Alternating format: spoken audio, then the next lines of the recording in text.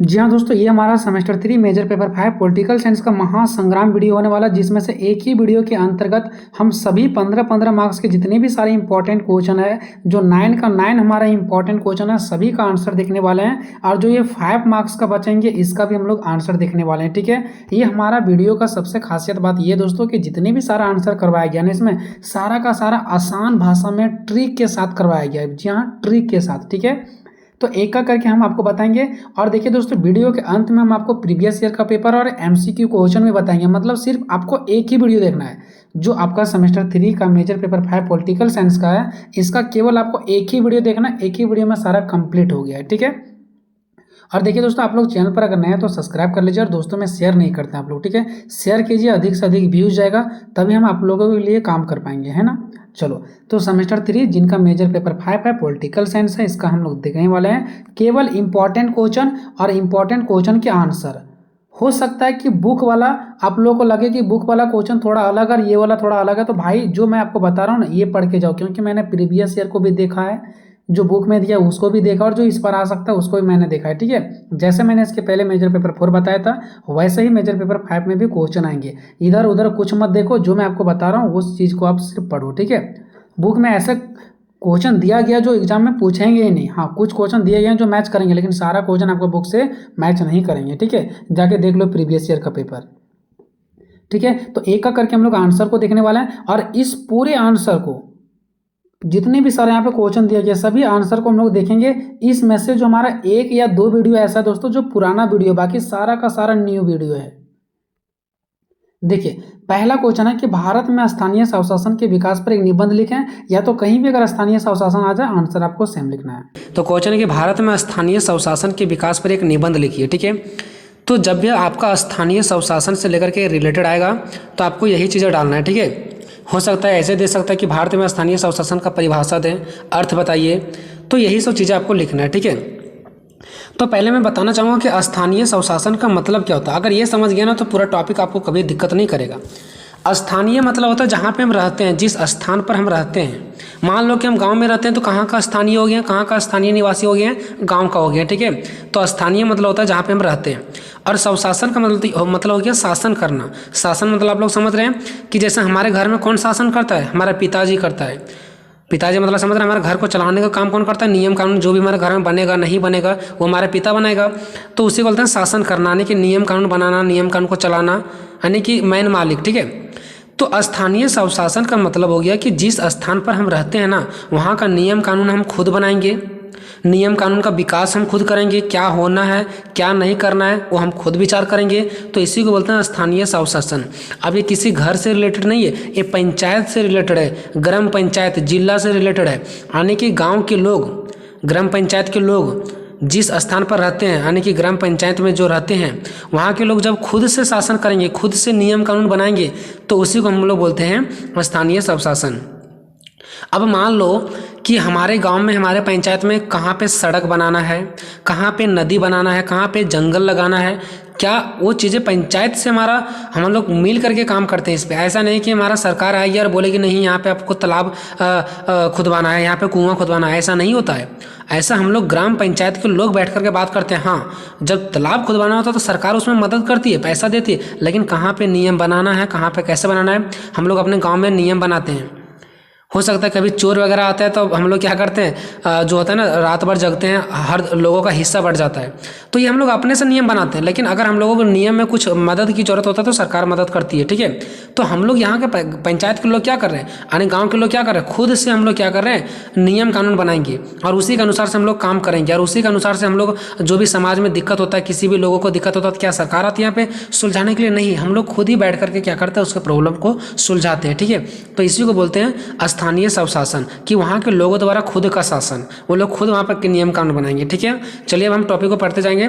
तो वही बताना है कि स्थानीय स्वशासन का विकास कैसे हुआ। मतलब देखिए, पहले के टाइम में गांव के लोगों को कुछ ना कुछ नियम कानून बनाने का अधिकार मिला होगा। ठीक है, कि आप लोग खुद से अधिकार बनाओगे, सरकार इसमें आपको मदद करेगा, लेकिन यही नियम कानून धीरे धीरे बढ़ता चला गया, विकास होते चला गया, विकास होते चला गया। ठीक है, तो वही देखेंगे कि विकास कैसे हुआ इसका, आने की स्थानीय स्वशासन को में विकास कैसे हुआ। तो पहले देखते हैं स्थानीय स्वशासन का अर्थ। आपको पहले अर्थ लिखना पड़ेगा, फिर स्थानीय स्वशासन का परिभाषा लिखना पड़ेगा। भले यहाँ पे परिभाषा नहीं पूछा, लेकिन लिखना पड़ेगा आपको। तो देखिए, नागरिकों को अपने ऊपर सत्य स्वयं का शासन, अर्थात लोगों अपनी शासन व्यवस्था जो नागरिकों अपने इच्छा अनुसार शासन करेगी, है ना, यानी ये क्या करेगी, अपनी इच्छा अनुसार करेगी। ग्रामीण शासन को अच्छे रूप से चलाने के लिए लोगों को अपने फायदे कानून होते हैं। देखिए, ग्रामीण शासन को चलाने के लिए, एक अच्छे रूप से चलाने के लिए लोगों के अपने कायदे कानून होते हैं ना। ग्रामीण जो शासन होते हैं, हम लोग जो ग्रामीण शासन को चलाते हैं, वो हर एक गांव में अलग अलग हम लोग का क्या होता है, नियम कानून चलाने का कायदे होता है, ठीक है, कि हम लोग अपने मर्जी से चलाएंगे, यहाँ पे सरकार नहीं आएगा चलाने के लिए। और इस नियम को सभी लोग अच्छे से पालन भी करते हैं, जो हमारे गांव में नियम कानून बनते हैं उसे पालन भी करते हैं, क्योंकि इससे शांति व्यवस्था बनाने में, सही सलामत कार्यों में, समस्याओं का समाधान में और भी बहुत सारी चीज़ों में क्या मिलता है, सहूलियत मिलता है। क्योंकि हमारे समाज में जो कानून बनता है, लोग इसको सारे लोग फॉलो करते हैं, और सारे लोग फॉलो करने से क्या होता है, हम लोग का जो भी प्रॉब्लम होता है वो सॉल्व हो जाता है। कोई लोग गलत काम नहीं करता, कोई समस्या होता है तो भी सॉल्व हो जाता है, हम लोग बैठ करके बात कर लेते हैं, ठीक है, और समाज में न्याय होता है। समाज में क्या होता है, न्याय होता है। तो ये आप लोगों ने देख लिया कि स्थानीय स्वशासन का अर्थ क्या है। अब स्थानीय स्वशासन का परिभाषा, शायद आप लोग ये सब चीज़ों को पहली बार देख रहे होंगे तो शायद आपको कम थोड़ा सा समझ में आए, लेकिन क्या होता है ना कि कोई भी टॉपिक से अगर ग्रेजुएशन में पढ़ रहे हो तो पहले उसका अर्थ परिभाषा देना होता है, ठीक है। तो स्थानीय स्वशासन का परिभाषा मतलब लैंग्वेज डिफिनेशन। तो पहले के जो विचारक थे ना, यानी विचार मीन्स पहले के लोग, विचार मतलब क्या, पहले के लोग, जो पहले के लोग थे ना, वो स्थानीय स्वशासन को अलग अलग डिफिनेशन दिया, अलग अलग परिभाषा दिया। तो यहाँ पे लिखे हैं कि अलग अलग विचारकों ने स्थानीय स्वशासन का अलग अलग परिभाषा दिया। पहला, ब्रिटेनिका के अनुसार, आपको टॉपिक साथ कर लेना है, ठीक है। ब्रिटेनिका के अनुसार तो हम देखेंगे कि ब्रिटेनिका ने क्या कहा स्थानीय स्वशासन के बारे में, ठीक है। ब्रिटेनिका ने क्या कहा स्थानीय स्वशासन के बारे में। इसने कहा कि पूरे देश के अलावा छोटे क्षेत्र में लोगों का खुद निर्णय लेना तथा उन्हें आगे चलाने की शासन मतलब शक्ति ही स्थानीय स्वशासन कहलाता है।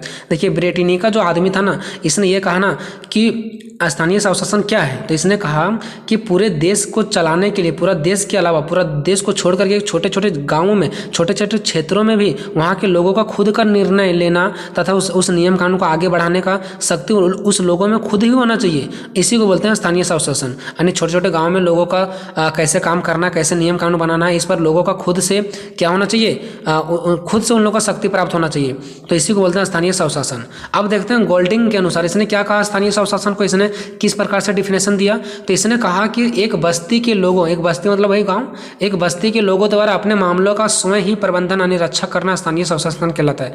देखिए, इन लोगों ने क्या कहा कि गांव के लोग जो है ना, वो खुद ही अपना गांव का रक्षा करेगा, अपना पंचायत का रक्षा करेगा, अपना सड़क का रक्षा करेगा, अपना बाल बच्चों का रक्षा करेगा। यही तो हमारा क्या स्थानीय स्वशासन है। उनके गाँव को, उनके क्षेत्र में कोई और नहीं आएगा यहाँ पे नियम कानून बनाने के लिए, बल्कि उन लोगों को खुद ही चलाना पड़ेगा अपना। इसी को बोलते हैं स्थानीय स्वशासन। तो ये दो लोगों ने अपना डिफिनेशन दिया था, इस प्रकार से आप लोग याद कर सकते हैं। अब देखते हैं यहाँ पे स्थानीय स्वशासन का विकास, यानी कि स्थानीय स्वशासन धीरे धीरे कैसे बढ़ता चला गया, ठीक है, आखिर इसका वैल्यू कैसे बढ़ता गया। तो देखिए, यहाँ पे भारत में स्थानीय स्वशासन का विकास निम्नलिखित कारण है, यानी जो इसका विकास हुआ है इसका निम्नलिखित कारण है। पहला देखिए कैसे विकास हुआ, सामुदायिक विकास कार्यक्रम। सामुदायिक में सोचो जहाँ पे हम लोग बैठ करके इकट्ठा होते हैं ना, समुदाय में, समाज में, तो उनका विकास का एक कार्यक्रम चलाया गया कि गांव के लोग क्या करेंगे, एक साथ बैठेंगे और एक साथ बैठ करके उन लोग बात विचार करेंगे। तो इसका एक कार्यक्रम चला। अब जब इसका कार्यक्रम चला तो धीरे धीरे इसका वैल्यू बढ़ते चला गया, ठीक है। तो भारतीय संविधान में अनुच्छेद 40 में ये बताया गया है कि पंचायती राज व्यवस्था का बात किया गया है। अब देखिए, इसका बात कहाँ तक चला गया, हमारा संविधान तक चला गया। अब संविधान तक चला गया तो अब क्या ये गांव मतलब विकास कर रहा है कि नहीं कर रहा है, तो इसका मतलब इसका स्थानीय स्वशासन का विकास होते चल रहा है, क्योंकि इसका जिक्र भले गांव है लेकिन इसका जिक्र संविधान में भी किया गया, ठीक है। तो भारतीय के संविधान अनुच्छेद 40 में पंचायती राज व्यवस्था का बात किया गया है, और इस अनुच्छेद में के अनुसार राज्य मतलब होता है देश, ध्यान रखना, पॉलिटिकल साइंस में राज्य मतलब देश भी होता है और राज्य मतलब झारखंड बिहार वाला भी राज्य होता है, ठीक है।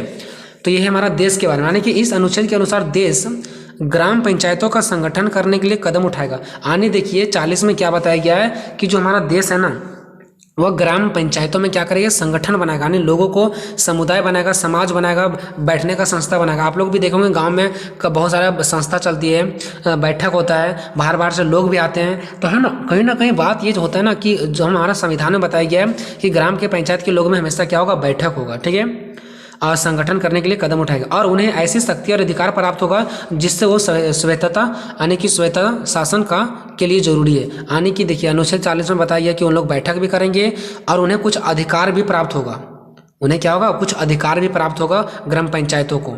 ठीक है, तो इस प्रकार से भी क्या हुआ, इसका विकास हो गया, क्योंकि इसका बात संविधान तक चल गया ना। विनोबा भावे का योजना, देखिए एक विनोबा भावे जो विचारक थे ना, इसका भी एक योजना था इस पर। तो विनोबा भावे ने ग्राम पंचायत के लिए 5 सूत्री योजना बनाया। 5 सूत्री मतलब 5 बातें दी है इसने। 5 सूत्री मतलब 5 बातें ने कहा ग्राम पंचायत के बारे में। ठीक है, यानी कि स्थानीय स्वशासन के बारे में कहा।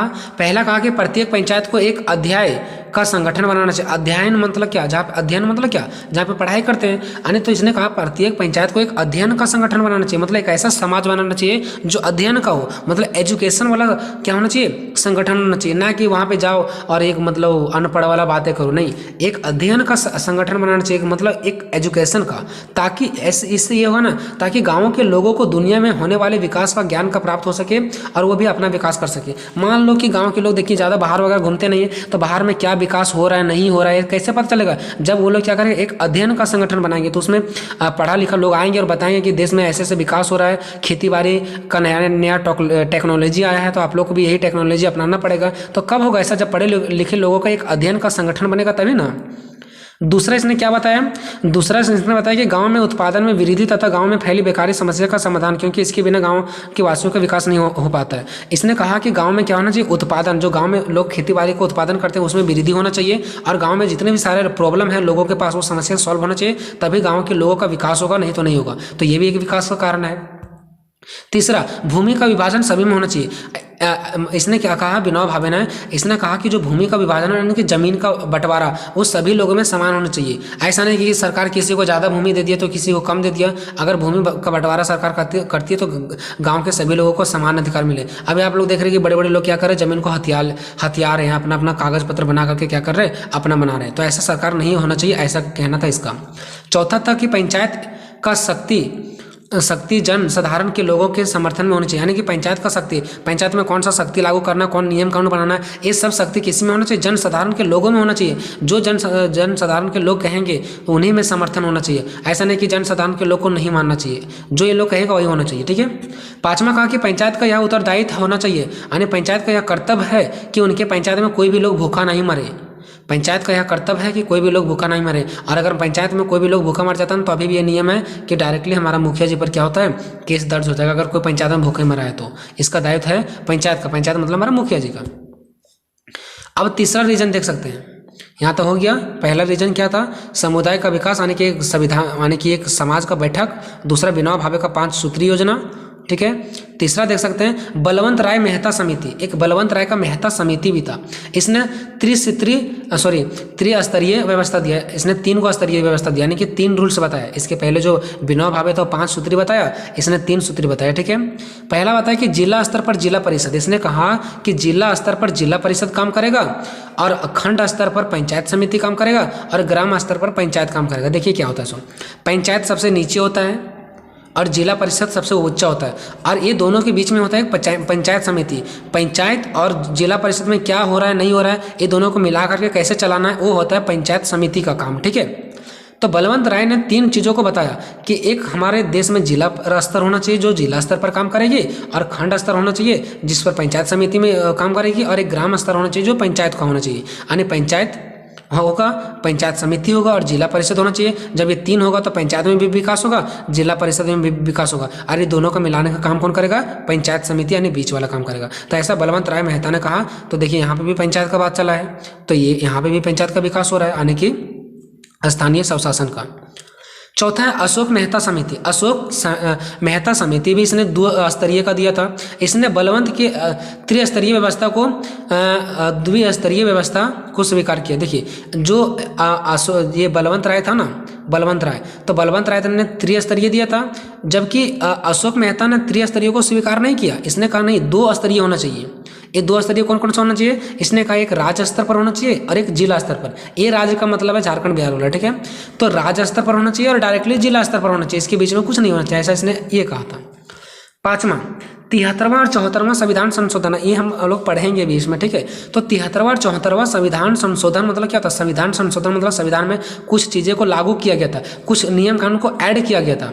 अगर हमारा कोई रूल्स है उसमें चेंजिंग करते हैं तो उसको बोलते हैं संशोधन। तो 73वां और 74वां संविधान संशोधन किया गया था। इसमें से भी क्या किया गया था पता है कि स्थानीय स्वशासन का विकास का बात किया गया था, यानी कि ग्राम पंचायतों के बारे में बात किया गया था। तो कहीं ना कहीं 73वां और 74वां संविधान में भी अगर ग्राम पंचायत का बात चला है तो कहीं ना कहीं स्थानीय स्वशासन का विकास जरूर हुआ है, इसकी वजह से भी।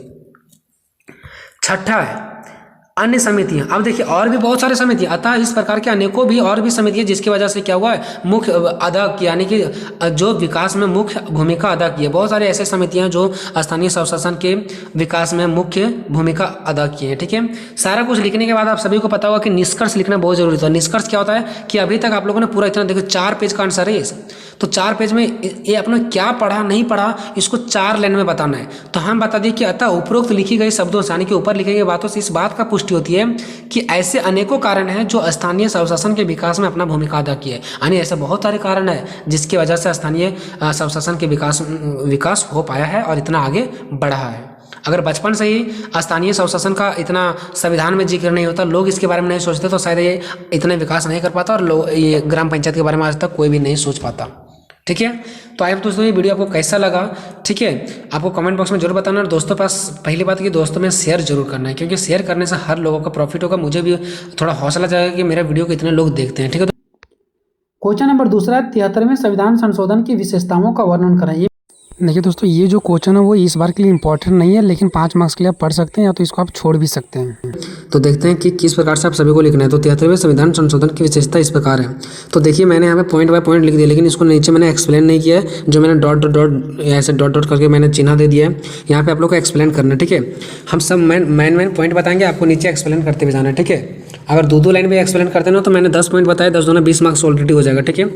पहला है पंचायती राज संस्थाओं को संवैधानिक दर्जा प्राप्त होना। देखिए 73वें संविधान संशोधन जो था ना वो हमारा बिल्कुल पंचायती राज से था। मतलब पंचायत इतना छोटा होते हुए भी, पूरा देश में पंचायत इतना छोटा होते हुए भी इसको संविधान में जगह मिला। आप लोग सोच सकते हो कितना बड़ा बात है, संविधान में जगह मिला, वो भी कौन सा संशोधन में, जब संविधान का 73वां संशोधन किया जा रहा था उस टाइम इसका जिक्र किया गया है संविधान में। तो उसका क्या क्या विशेषता, क्या क्या पंचायत के बारे में बोला गया है, तो उसी के बारे में हम लोग देखने वाले हैं। तो पहला बोला गया पंचायती राज संस्थाओं का संवैधानिक दर्जा प्राप्त होना। तो आपको इतना हेडिंग लिख लेना और नीचे लिख देना है कि हमारे संविधान में पंचायती राज संस्था का दर्जा प्राप्त, यानी कि पंचायती राज को हमारे संविधान में घोषित किया गया है और संविधान में पंचायत का बारे में बात किया गया है, ठीक है। दूसरा, ग्राम सभा का संवैधानिक दर्जा प्राप्त होना। अब देखिए यहाँ पे ये भी लिखना है कि ग्राम सभा भी, पंचायत तो हो ही गया, ग्राम सभा को भी संवैधानिक में दर्जा प्राप्त है, ठीक है। ग्राम सभा को भी संविधान में दर्जा प्राप्त है 73वें संविधान संशोधन के अंतर्गत। तीसरा हेडिंग डालना है त्रिस्तरीय पंचायती राज व्यवस्था। आप सभी को पता है त्रिस्तरीय पंचायती राज व्यवस्था क्या है। एक ग्राम हो गया, एक मध्यवर्ती, एक जिला स्तर। एक ग्राम मतलब हम लोग का जो ग्राम के लोग हैं, और जिला स्तर मतलब जो जिला के लोग हैं, इसके बीच में जो ये दोनों को मेंटेन करते हैं उसको मध्यवर्ती बोलते हैं। तो ये जो त्रिस्तरीय पंचायती राज व्यवस्था है ना, ये भी हमारा क्या था, संविधान का ही देन है, 73वें संविधान का ही देन है जो त्रिस्तरीय दिख रहा है। सो ठीक है, तो कहेंगे त्रिस्तरीय पंचायती राज व्यवस्था, ये हेडिंग डालेंगे, उसके बाद लिखेंगे संविधान में त्रिस्तरीय पंचायती राज व्यवस्था का जिक्र किया गया है, जिसमें से फर्स्ट है ग्राम, दूसरा मध्यवर्ती, तीसरा जिला स्तर, ठीक है। चौथा आपको क्या लिखना है, पंचायतों की संरचना।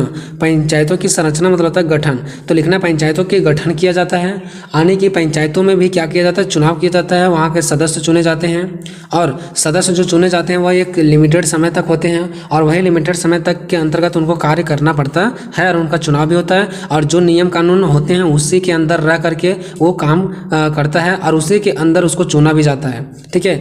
अगर पंचायती की संरचना मतलब क्या, गठन, मतलब पंचायत को हम लोग गठन करेंगे, तो पंचायत का गठन करने मतलब जो हम लोग मुखिया वगैरह का चुनाव करते हैं ना, उससे रिलेटेड है, ठीक है।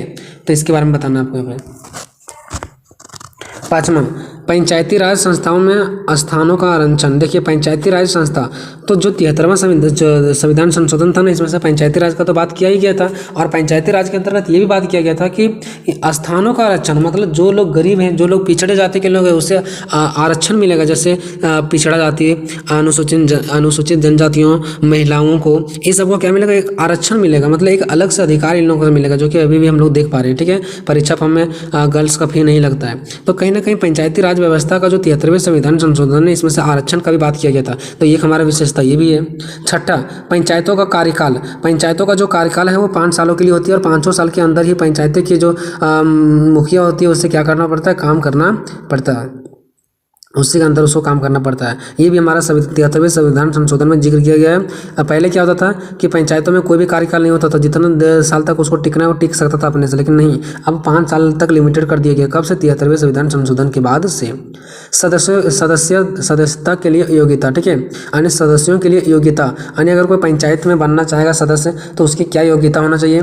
तो 73वें संविधान संशोधन के अंतर्गत जितने भी सारे मतलब नियम कानून लिखा गया ना, वो सभी अगर आपके पास है तो आप एक पंचायत का क्या बन सकते हैं, सदस्य बन सकते हैं। मतलब जो उम्र सीमा तय किया गया है ये पंचायत के एक सदस्य बनने के लिए, अगर वो उम्र सीमा आपके पास है, वो योग्यता आपके पास है, तो आप क्या कर सकते हैं, पंचायत के क्या कर सकते हैं, सदस्य बन सकते हैं। तो ये भी 73वां संविधान संशोधन में बताया गया था कि अगर आपके पास पंचायत के सदस्य बनने का शक्ति है, आपके पास वो एबिलिटी है, आपके पास वो गुण है, ठीक है, तो आप उसके योग्य हैं तो आप बन सकते हैं। नहीं तो अगर आपके पास ऐसा एबिलिटी नहीं है जो चाहिए तो आप नहीं बन सकते। ऐसा जिक्र किया गया 73वें संविधान संशोधन में।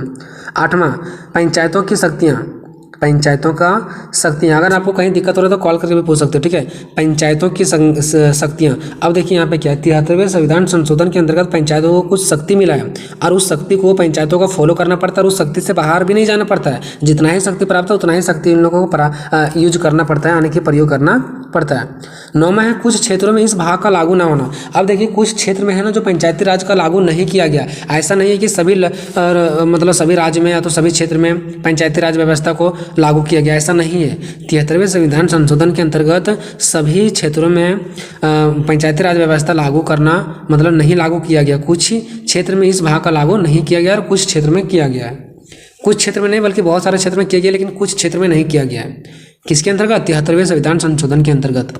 10वां है, पंचायत के संबंध में लेखा परीक्षण। देखिए 73वें संविधान संशोधन में ये भी कहा गया कि पंचायतों का जो सदस्य होते हैं ना, उसको वहाँ का लेखा परीक्षण करना पड़ेगा कि क्या हो रहा है नहीं हो रहा है, वो सभी का लेखा जोखा का परीक्षण करना पड़ेगा। कहाँ पे क्या घट रहा है, कहाँ पे क्या चीज़ों का जरूरत है, कैसे क्या करना है नहीं करना है, ये सबका परीक्षण कौन करेगा? तो वहाँ का सदस्य करेगा। ऐसा बात कहाँ पर जिक्र किया गया है? तो 73वें संविधान संशोधन में बताया गया कि पंचायत को जो पंचायत के संबंध में यानी कि पंचायत के बारे में वहाँ पर क्या करना है, लेखा जोखा करना है, उसका परीक्षण करना है, उसका विवरण निकालना है, ये सब चीज़ों भी बताया गया है। तो इस प्रकार से 10 पॉइंट आप लोग लिख सकते हैं, कम से कम 2-2 लाइन तो इसके बारे में जरूर ही जिक्र कर सकते हो। तो हेडिंग आपको आधा रख लेना, नीचे एक्सप्लेन कर देना है और इस प्रकार से आपका कंप्लीट हो जाएगा। निष्कर्ष में आप लोग लिख सकते हो। निष्कर्ष में क्या लिखोगे? तो क्वेश्चन क्या पूछा गया था, 73वें संविधान संशोधन की विशेषता। तो हम कह सकते हैं कि 73वें संविधान उपरोक्त सभी लिखी गई बातों से इस बात का पता चलता है कि 73वें संविधान संशोधन बहुत ही महत्वपूर्ण संशोधन है, जो एक पंचायती व्यवस्था को संविधान में दर्जा दिया। ये एक बहुत बड़ी बात है और देश के विकास के लिए 73वें संविधान संशोधन में पंचायती राज व्यवस्था को जगह देना हमारे देश का विकास को दिखाता है। ठीक है, ऐसे आप लोग लिख सकते हो। ठीक है दोस्तों, तो आई होप आपका एग्जाम अच्छा जाएगा। मैं उम्मीद करूंगा, मैं भगवान से प्रार्थना करता हूँ कि आपका एग्जाम अच्छा जाएगा। मिलते हैं तब। क्वेश्चन नंबर 3, 74वें संविधान संशोधन की प्रमुख विशेषताओं का वर्णन कीजिए। में तो इस क्वेश्चन को मैं बहुत ही आसान तरीका से आप सभी को समझा देंगे। ठीक है, इसको आपको मैं समझाने के लिए एक हम डायग्राम भी बनाए हैं, जो कि हम आपको उस डायग्राम को अगर दिखाएंगे ना तो आपको हर एक कुछ समझ में आ जाएगा कि ये पंचायती व्यवस्था क्या है, नगर निगम क्या है। ठीक है, तो नगरीय व्यवस्था क्या है, ये सब कुछ आपको समझ में आ जाएगा। ठीक है, तो चलिए दोस्तों, सबसे पहले हम आपको उस चार्ट को दिखाते हैं जो हम आपके लिए बनाए हैं। ठीक है, देखिए दोस्तों, अगर आपको ये चीज़ समझ में आ जाएगा ना, अगर आपको ये चीज़ समझ में आ गया ना, तो ये क्वेश्चन में आपको कहीं भी दिक्कत नहीं होगा। ठीक है, कहीं भी दिक्कत नहीं होगा। ठीक है, देखिए अरे जितने भी सारे क्वेश्चन हो सभी क्वेश्चन का आंसर मैं जल्द करवा दूंगा। ठीक है, लेकिन क्वेश्चन का आंसर इजी कराने के चक्कर में ही हमको टाइम लगता है। ठीक है, देखिए हमारा देश है, तो देश में 3 प्रकार की सरकार होती है, केंद्र सरकार, राज्य सरकार और स्थानीय सरकार। तो हमें इस क्वेश्चन में ना तो केंद्र सरकार के बारे में पढ़ना है, ना तो राज्य सरकार के बारे में पढ़ना है, हमें पढ़ना है स्थानीय सरकार। केंद्र सरकार जो देश लेवल पर कार्य करती है, राज्य सरकार जो राज्य लेवल पर कार्य करती है, जैसे झारखंड में झारखंड सरकार कार्य करेगी, बिहार में बिहार सरकार कार्य करेगी। लेकिन स्थानीय सरकार क्या होती है, जो गाँवों में कार्य करती है, जो जिला में काम करती है। ठीक है, जो शहर में कार्य करती है, गांव में, शहर में। ठीक है, जो ये सब चीज़ों एरिया में काम करते हैं उसको बोलते हैं स्थानीय सरकार। तो हमें पढ़ना है तीसरा नंबर यानी कि स्थानीय सरकार के बारे में। तो स्थानीय सरकार क्या होता है, जिसको हम लोग स्थानीय शासन भी बोलते हैं और तो फिर स्थानीय स्वशासन भी बोलते हैं, ठीक है। तो इसका मतलब ये जो गांव, जिला, शहर में कार्य करती है, ठीक है। तो ये दो प्रकार की होती है, एक ग्रामीण क्षेत्र के लिए अलग और एक नगरीय क्षेत्र के लिए अलग। देखिए दोस्तों, नगर का मतलब ये जिला, ठीक है, गाँव से जो बड़ा होता है ना, ठीक है, और जो हल्का सा जिला से छोटा होता है। तो आप लोग नगर जहाँ भी आपको दिख जाए ना, उसका मतलब आप लोग जिला ही समझिएगा, ठीक है, शहर ही समझिएगा, ठीक है। तो देखिए यहाँ पे नगरीय मतलब क्या हो गया, आपका शहर हो गया, और ग्रामीण मतलब गांव हो गया आपका, ठीक है। तो ग्रामीण क्षेत्र, तो जो स्थानीय सरकार होती है ना, स्थानीय शासन, वो दो भागों में बटी होती है, एक ग्रामीण क्षेत्र के लिए अलग और शहरी क्षेत्र के लिए अलग, यानी कि नगरीय क्षेत्र के लिए अलग। और ग्रामीण क्षेत्र में 3 प्रकार की होती है, ग्राम पंचायत, जनपद पंचायत, ठीक है, और जिला पंचायत। और नगरीय क्षेत्र में होती है नगर निगम, नगर परिषद, जिसको नगर पालिका भी कहते हैं और नगर पंचायत भी कहते हैं। तो हमको पढ़ना है स्थानीय शासन के नगरीय क्षेत्र के बारे में, क्योंकि 73वें संविधान संशोधन में हम लोग ग्रामीण क्षेत्र के बारे में पढ़ते हैं, गाँव के बारे में, लेकिन जो 74वें संविधान संशोधन है ना, इसमें नगरीय क्षेत्र के बारे में बताया गया, नगर के बारे में बताया गया। तो नगर निगम, नगर पालिका और नगर पंचायत, इसका 3 अंग होती है, इसी से सारा कारोबार चलाया जाता है। चलिए दोस्तों, चलते हैं क्वेश्चन पे। अब देखिए यहाँ पे क्वेश्चन है कि 74वें संविधान संशोधन की प्रमुख विशेषताओं का वर्णन कीजिए। अगर ये क्वेश्चन आपके एग्जाम में आ जाएगा तो आप लोग फुल मार्क्स लेकर के आइएगा, ठीक है। सबसे पहले इसका परिचय जानेंगे। तो नगरों में देखिए, पूरा 74वें संविधान संशोधन जो बसा हुआ पूरा नगरीय क्षेत्र पर बसा हुआ, ठीक है। तो इसीलिए हम आपको पहले ही चार्ट दिखा दिए ताकि कोई कन्फ्यूजन ना हो। नगरों में स्थानीय स्वशासन को मजबूत करने व उसे सक्रिय बनाने के लिए 1992 में संविधान का 74वां संविधान संशोधन संसद द्वारा पारित किया गया। देखिए नगर में, क्योंकि नगर का बात चल रहा है, स्थानीय स्वशासन का मतलब आपको समझ में आ रहा है। स्थानीय स्वशासन कौन है, तीसरा नंबर वाली सरकार जो गांव और शहरों में कार्य करती है, ठीक है। गांव और शहर ये दोनों का मालिक कौन है, स्थानीय स्वशासन। लेकिन हम पढ़ रहे हैं कहाँ का, नगरीय स्थानीय स्वशासन। एक होता है ग्रामीण स्थानीय स्वशासन, जो स्थानीय स्वशासन होता है उसका 2 प्रकार था ना, एक ग्रामीण एक नगरीय। तो हम लोग पढ़ रहे हैं नगरीय स्थानीय स्वशासन। स्थानीय स्वशासन होता है जो ग्रामीण के लिए कार्य करती है और शहर के लिए। लेकिन हमको किसके बारे में पढ़ना भी, नगरीय के बारे में। तो वही बताइए कि नगर में स्थानीय स्वशासन यानी कि वहाँ के क्षेत्रों को मजबूत करने व उसे सक्रिय बनाने के लिए 1992 में ही संविधान का 74वां संविधान संशोधन संसद द्वारा पारित कर दिया गया था, 1992 में ही। लेकिन ठीक है, 1 जून 1993 से लागू हुआ। इसे जो पारित किया गया था 1992 में, लेकिन जो इसे लागू किया गया वो 1993 में किया गया, ठीक है। इस कानून के तहत शहरी निकायों में 3 तरह की संस्थाएं कार्य करती है, ठीक है। इस कानून में यानी जो 74वें संविधान संशोधन है, इसमें 3 प्रकार की संस्थाएं काम करती है, जो कि मैंने आपको बताया था 3 प्रकार की। क्यों, क्योंकि जो हमारा स्थानीय स्वशासन है उसमें एक गांव का अलग होता है, एक नगरीय का अलग होता है। तो नगरीय में 3 प्रकार के कार्य करती है ना, जो कि यहाँ पे आप लोग देख सकते हैं, नगर पंचायत, नगर परिषद और नगर निगम, ये आपको पता होगा, ठीक है। तो इस प्रकार से देख लिए। और ग्रामीण पंचायत में भी जो ग्रामीण स्थानीय स्वशासन था उसमें भी तो 3 प्रकार का संस्था कार्य करती है। और इधर जो आपका शहरीय स्थानीय स्वशासन है इसमें भी 3 प्रकार के अंग यानी इसका 3 प्रकार के निकाय कार्य करती है, ठीक है, 3 संस्थाएं कार्य करती है। चलिए अब देखते हैं 74वें संविधान संशोधन की विशेषताएं, कि 74वें संविधान संशोधन की विशेषताएं क्या है, ठीक है। तो सबसे पहला इसका विशेषताएं ये है कि ये नगरीय स्थानीय स्वशासन है। 73वें संविधान संशोधन में हम लोग किसके बारे में पढ़े थे, ग्रामीण स्थानीय स्वशासन के बारे में। लेकिन 74वें संविधान संशोधन का पहला विशेषता ये है कि ये एक नगरीय स्थानीय स्वशासन है, ठीक है। ग्रामीण स्थानीय स्वशासन नहीं है, नगरीय स्थानीय स्वशासन है। और नगरीय स्थानीय स्वशासन के 3 अंग हैं और ग्रामीण स्थानीय स्वशासन के भी 3 अंग थे, आपको पता है ना। पहला इसका है नगर पंचायत, दूसरा है नगर परिषद और तीसरा है नगर निगम। देखते हैं पहला नगर पंचायत के बारे में, ठीक है। ये पहला नंबर का पहला है नगर पंचायत। नगर पंचायत में 10,000 से 1 लाख तक की आबादी वाले कस्बों में इसकी स्थापना की जाती है। जहाँ 10,000 से 1 लाख की आबादी होती है ना, वैसे क्षेत्रों में नगर पंचायत की स्थापना किया जाता है। और यहाँ का जो मेन लीडर आदमी होता है ना, उसको चेयरमैन कहते हैं, ठीक है। और जनसंख्या का यह आधार समय समय पर कभी कभी परिवर्तन होते रहता है, घटता बढ़ता रहता है, ठीक है। उसके बाद देखिए नेक्स्ट हमारा है क्या, नगर परिषद। तो नगर परिषद जो है ना वो सामान्यतः 1 लाख से 3 लाख की जनसंख्या वाले शहरों में नगर परिषद की स्थापना की जाती है। जो नगर परिषद है ना वो वैसे क्षेत्रों में स्थापना किया जाता है जहाँ आबादी 1 लाख से लेकर के 3 लाख के बीच में होती है, वहाँ नगर परिषद की स्थापना किया जाता है। ठीक है, और इसे कई वार्डों में बांट दिया जाता है। और जो नगर परिषद होता है ना,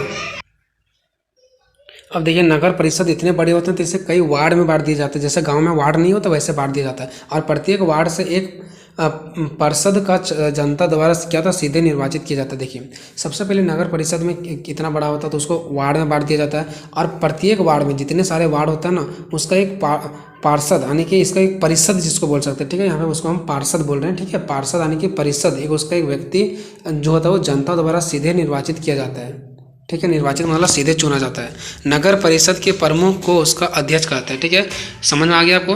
नगर परिषद जो इतना बड़ा होता है उसको अलग अलग वार्ड में बांट दिया जाता है। और फिर जो वार्ड होते हैं ना उसका एक परिषद का जनता द्वारा सीधे निर्वाचित होता है। जो वार्ड होते हैं ना सभी वार्ड का अलग अलग एक पार्षद यानी परिषद एक जनता द्वारा सीधे चुने जाते हैं। जैसे हम लोग कैसे वार्ड सदस्य को चुनते हैं सीधे अपने हाथों के द्वारा, वैसे चुना जाता है। और नगर परिषद के प्रमुख जो नगर परिषद होते हैं उसका एक प्रमुख जो लीडर आदमी रहता है उसको अध्यक्ष कहते हैं। ठीक है, नगर परिषद का अध्यक्ष। तीसरा है नगर निगम।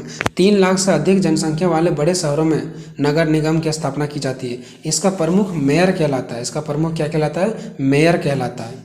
ठीक है, इनका चुनाव प्रत्यक्ष यानी कि पार्षदों जो होता है ना ये वार्ड वाले, अभी मैंने आपको इसके पहले बताया दूसरा नंबर वाले वार्ड वाले, तो इसमें जो जीतते हैं ना वही इनका नगर निगम की क्या करते हैं, चुनाव करते हैं। तो इनका चुनाव प्रत्यक्ष विधि द्वारा किया जाता है। ठीक है, किसके द्वारा, पार्षदों द्वारा यानी कि पार्षदों के द्वारा जो वहाँ पे वार्ड में जीत जाते हैं वो इसका चुनाव करते हैं। ठीक है, इनका कार्यकाल सामान्यतः 5 वर्ष का होता है, किंतु अविश्वास प्रस्ताव में अगर विश्वास नहीं है इन पर, ठीक है, तो समय से पूर्व भी इसका निर्वाचन, इसका जो पद है उसको भंग कर दिया जा सकता है, इसको हटाया जा सकता है समय से पहले भी। ठीक है, हालांकि इसका पूरा समय 5 साल के लिए रहता है लेकिन समय से पहले भी इसको हटाया जा सकता है। ठीक है, दूसरा पॉइंट है नगर पालिकाओं की संरचना।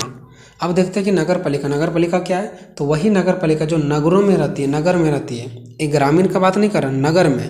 तो नगर में जो लोग काम करते हैं, ठीक है, उसको नगर पालिका वाले कहते हैं। ठीक है, तो नगर पालिकाओं की संरचना कैसी होती है, ये नगर का बात चल रहा है, जिला का बात चल रहा है, शहर का बात चल रहा है, ग्रामीण का बात नहीं चल रहा है, इसलिए नगर पालिका हो गया। ठीक है, अगर इसी को हम देखें ग्रामीण लेवल पर तो ग्रामीण पालिका हो जाएगा, लेकिन नाम उसका अलग है। ठीक है, तो ये नगर पालिका की संरचना, किसका संरचना कैसे होता है।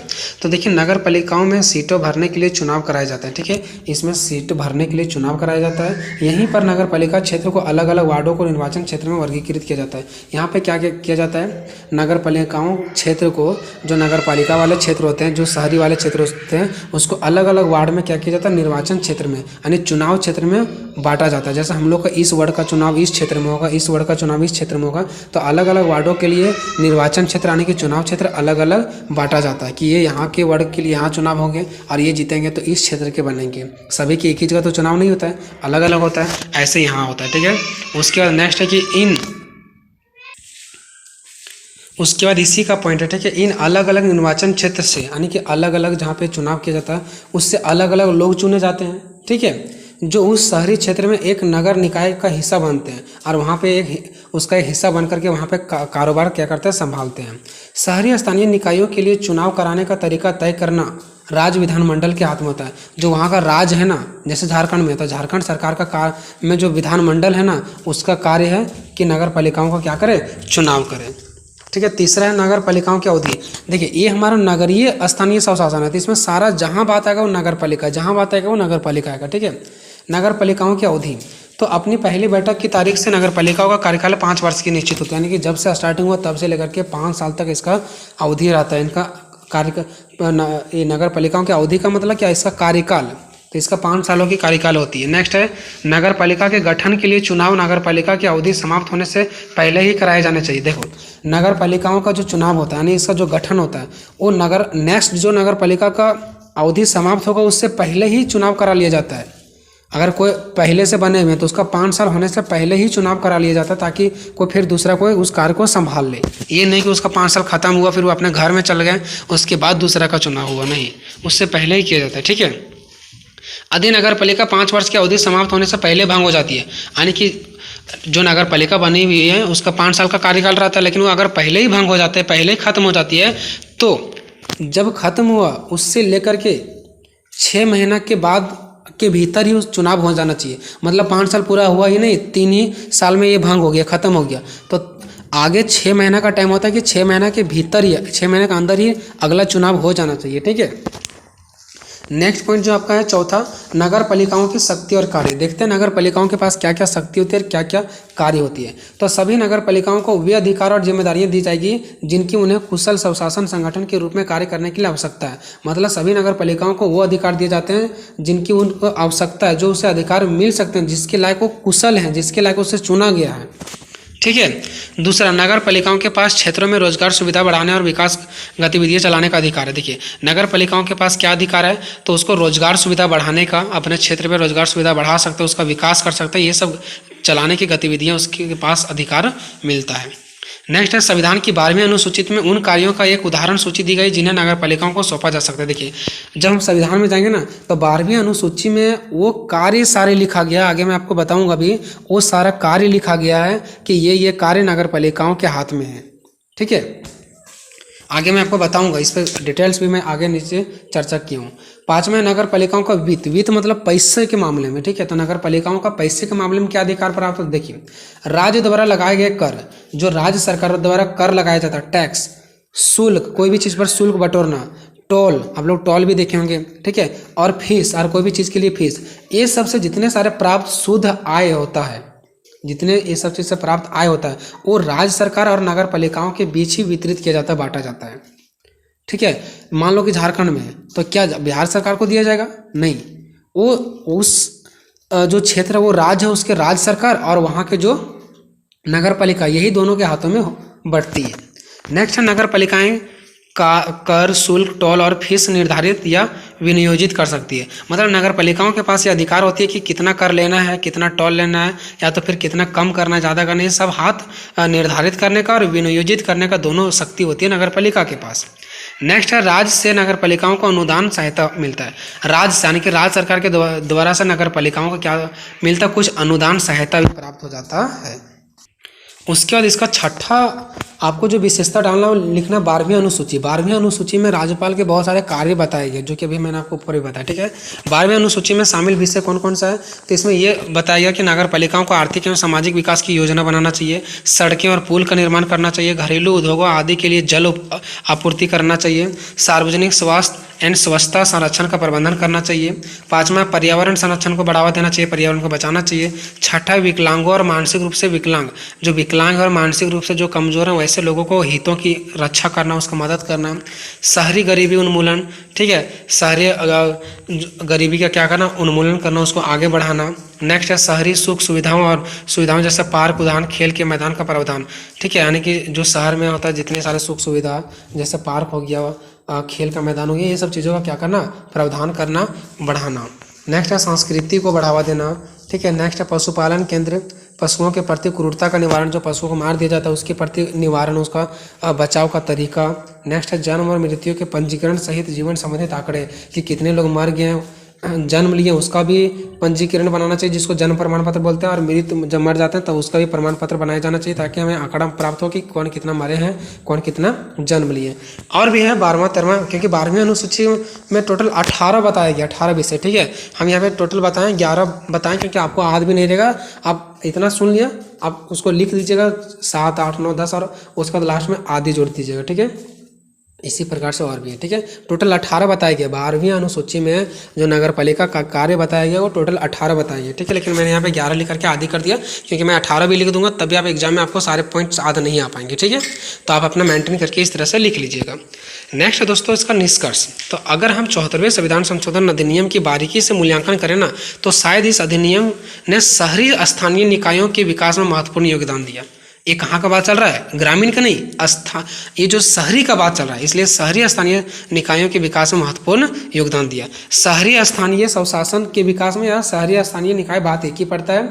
शहरी स्थानीय स्वशासन का मतलब हो गया शहर में शासन से संबंधित, शहर में राजपाट से संबंधित। ठीक है, तो इस प्रकार से वीडियो यहाँ पे खत्म होता है दोस्तों। वीडियो क्वेश्चन नंबर 4 है, ग्रामीण स्थानीय स्वशासन के गठन और शक्तियों की विवेचना करें। हेलो दोस्तों, देखिए ये क्वेश्चन आपके कितने क्वेश्चन में काम करेंगे। ठीक है, अगर आपके एग्जाम में क्वेश्चन आता है कि ग्रामीण स्थानीय स्वशासन के गठन एवं शक्तियों का वर्णन करें, तब भी आपको यही आंसर लिखना है। या तो फिर पंचायती राज व्यवस्था आएगा, इसका गठन और शक्तियाँ, तब भी आपको यही लिखना है। ठीक है, क्योंकि ग्रामीण स्थानीय बोलो चाहे पंचायती राज व्यवस्था बोलो, दोनों एक ही होता है। हम आपको बताए थे पिछले वीडियो में, स्थानीय शासन के दो प्रकार होते हैं, एक ग्रामीण और एक शहरी। तो ग्रामीण या पंचायती एक ही होता है। ठीक है, तो ग्रामीण के बारे में देते हैं या पंचायती के बारे में, बात एक ही है। ठीक है, अगर आपको 73वां संविधान संशोधन दे दे तब भी उसमें भी आप इस पूरे आंसर को लिख सकते हो।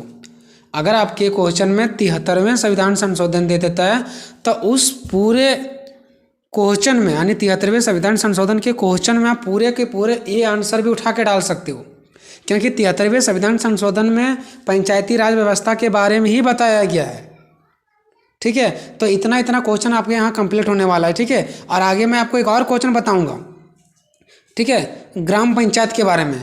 ग्राम पंचायत भी आपको यहीं से कवर हो जाएगा। ठीक है, लेकिन वो ग्राम पंचायत अगर क्वेश्चन आ जाएगा तो ये पूरा का पूरा आंसर नहीं डालना है, एक बीच में छोटा सा पॉइंट उठा करके डालना, जो कि मैं आपको आगे बताऊंगा। ठीक है, तो आप लोगों ने लिख लो कॉपी में कि कितने क्वेश्चन में ये आंसर काम करने वाला है। ठीक है, तो ये बात आपको पता चल गया। अब आगे पढ़ने से और भी आपको कुछ पता चलेगा। ठीक है, तो ग्रामीण स्थानीय स्वशासन या पंचायती राज व्यवस्था, बात एक ही है। चलिए दोस्तों स्टार्ट करते हैं। पहले भूमिका। ग्रामीण स्थानीय स्वशासन, जिन्हें पंचायती राज संस्थाएं भी कहा जाता है, कंप्लीट ग्रामीण स्थानीय स्वशासन, या तो फिर इसे पंचायती राज व्यवस्था भी कह सकते हैं। पंचायती राज व्यवस्था को भारत के संविधान के 73वें संविधान के अधिनियम 1992 के तहत लागू किया गया था। आपको ये भी पता चल गया कि अगर क्वेश्चन 73वें संविधान संशोधन करके आता है, उसमें भी आप ये आंसर डाल सकते हो। हल, ठीक है, 1992 के तहत लागू किया गया है।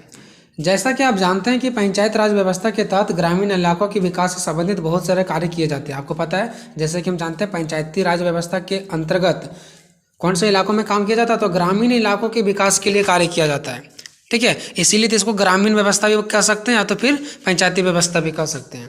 तो यहाँ तक कंप्लीट है दोस्तों, कोई दिक्कत नहीं है। आगे और भी मैं वीडियो लेकर के आऊँगा, टेंशन नहीं लेना है। और भी वीडियो मैंने बना दिया, वो सभी का लिंक आपको डिस्क्रिप्शन में मिल जाएगा। अब देखिए आगे चलते इसी में। ठीक है, देश के ग्रामीण इलाकों में कार्य करने वाले ग्रामीण स्थानीय सरकार भारत के केंद्र सरकार की ही एक शाखा है। देखिए यहाँ पे क्या बताया गया है, देश के ग्रामीण इलाकों में कार्य करने वाले जो ग्रामीण स्थानीय सरकार है, ये किसके अंडर में है, केंद्र सरकार के अंडर में है। ठीक है, केंद्र सरकार के अंडर में ही ये ग्रामीण स्थानीय सरकार है। ठीक है, पंचायती राज ग्रामीण क्षेत्रों में विकास कार्यों को करने वाली एक स्थानीय निकाय है। यानी जो ये पंचायती राज व्यवस्था है वो ग्राम क्षेत्रों में कार्य करने के लिए, इसके विकास करने के लिए ही इसको बनाया गया। ठीक है, जो लोगों के जन कल्याण से जुड़े कार्यों को करती है, जो लोगों के लिए कार्य करती है, जो लोगों से जुड़े हुए कार्यों को करती है। ठीक है, पंचायती राज व्यवस्था को कार्य के आधार पर मुख्यतः 3 भागों में बांटा गया है। यानी जो पंचायती राज व्यवस्था है इसको कार्य करने के लिए 3 भागों में बांट दिया गया। ठीक है, ये 3 भाग कौन कौन सा है, तो ग्राम पंचायत, पंचायत समिति, जिला परिषद। ग्राम पंचायत जो ग्राम स्तर पर होता है, पंचायत समिति जो ब्लॉक स्तर पर होता है, ब्लॉक स्तर पर। ठीक है, एंड जिला परिषद जो जिला स्तर पर होती है। अब यहीं से आपका एक क्वेश्चन बनेगा दोस्तों कि ग्राम पंचायत के गठन और शक्तियों का वर्णन करें। आपके एग्जाम में, आपके क्वेश्चन में है भी ये क्वेश्चन। ठीक है, कि ग्राम पंचायत के बारे में बताइए। तो मैंने यहाँ पे ग्राम पंचायत के बारे में बता दिया, लेकिन ग्राम पंचायत अकेला आपका एक क्वेश्चन आएगा तो ये आपका 15 मार्क्स में आ सकता है। ठीक है, तो जब ग्राम पंचायत के 15 मार्क्स में आएगा तो कम से कम 4-5 लिखने के लिए भी तो होना चाहिए ना। लेकिन यहाँ पे थोड़ा सा डिस्कस किए ग्राम पंचायत के बारे में, एक ग्राम पंचायत बताएं और ग्राम पंचायत का कार्य बताएं, बस इतना ही। फिर आगे हम बढ़ गए। तो क्या ये बस 2 ही पॉइंट से, यानी कि एक ये और एक ये, इसी से आपका आंसर पूरा मिल जाएगा क्या, नहीं मिलेगा। तो देखिए जब आपका ग्राम पंचायत पर क्वेश्चन आ जाएगा ना, पूछा जाएगा वहाँ पे कि ग्राम पंचायत और जिला परिषद भी है। ठीक है, लेकिन जिला परिषद पर आने की संभावना नहीं है, लेकिन ग्राम पंचायत पर आ सकता है 5 नंबर में या 15 नंबर में। तो ग्राम पंचायत पर एक हम अलग से वीडियो बना देंगे। ठीक है, लंबा करके आंसर, इसका गठन का अलग से। ठीक है, मतलब स्टेप बाय स्टेप अलग से करके हम बता देंगे। ठीक है, तो यहाँ से अगर ग्राम पंचायत पर क्वेश्चन आ जाता है तो यहाँ से लिखने से कोई फायदा नहीं है, क्योंकि यहाँ से उठा करके अगर लिखोगे ग्राम पंचायत के बारे में तो आपका ज़्यादा से ज़्यादा 1 पेज लिख पाओगे, लेकिन आपको वहाँ 3 से 4 पेज में लिखना होता है आंसर, 4 से 5 पेज में। ठीक है, तो इतना नहीं हो पाएगा। तो ग्राम पंचायत का हम अलग से दे देंगे, यहाँ पर आप समझ आइए। वहाँ उसके बाद नेक्स्ट वीडियो लाएंगे तो बहुत आसान हो जाएगा आपके लिए। ठीक है, तो एक करके चर्चा करते हैं दोस्तों ग्राम पंचायत। तो ग्राम पंचायत का निर्माण ग्रामीण स्तर पर किया जाता है। ग्राम पंचायत का निर्माण ग्रामीण स्तर पर किया जाता है, जिसका उद्देश्य होता है किसी निश्चित क्षेत्र के विकास में अपनी भूमिका निभाना। ग्राम पंचायत में क्या होता है, क्या सभी क्षेत्र में विकास किया जाता नहीं, कोई एक निश्चित क्षेत्र में, इसके अंडर में जो गाँव आते हैं ना, उसी में विकास करना होता है इसका, ठीक है। ग्राम सभा द्वारा ग्राम पंचायत का चुनाव किया जाता है, ठीक है। ग्राम पंचायत में किसके द्वारा चुनाव किया जाता है, ग्राम सभा के द्वारा। ग्राम पंचायत के सभी सदस्यों का चुनाव ग्राम की जनता द्वारा किया जाता है, ठीक है। ग्राम सभा में जितने सारे सदस्य का चुनाव होता है वो ग्राम के जनता द्वारा ही किया जाता है। ग्राम पंचायत का एक सरपंच होता है, जिससे ग्राम पंचायत का मुखिया कहा जाता है। अब आपको समझ में आया होगा, ठीक है। तो ये ग्राम पंचायत के अंतर्गत आता है मुखिया। अब देखते हैं ग्राम पंचायत का कार्य क्या, किस मतलब इसके अंडर में कौन कौन सा कार्य आता है। तो ग्रामीण विकास करना, ग्रामीण में विकास करना, फिर से लिखा गया ग्रामीण विकास, कृषि विकास करना, राजस्व संग्रह करना। राजस्व संग्रह करना का मतलब समझ आ रहा है, राजस्व मतलब जो टैक्स वगैरह होगा ना, वो गांव से कलेक्ट करना और फिर उसी से पैसा से कार्य करना। आपदा प्रबंधन, अगर किसी तरीके से भूकंप वगैरह आ जाता है तो जो व्यक्तियों के साथ जान माल का खतरा होता है उसको राहत देना, ठीक है। और आपदा प्रबंधन से बचाव का कार्य करना।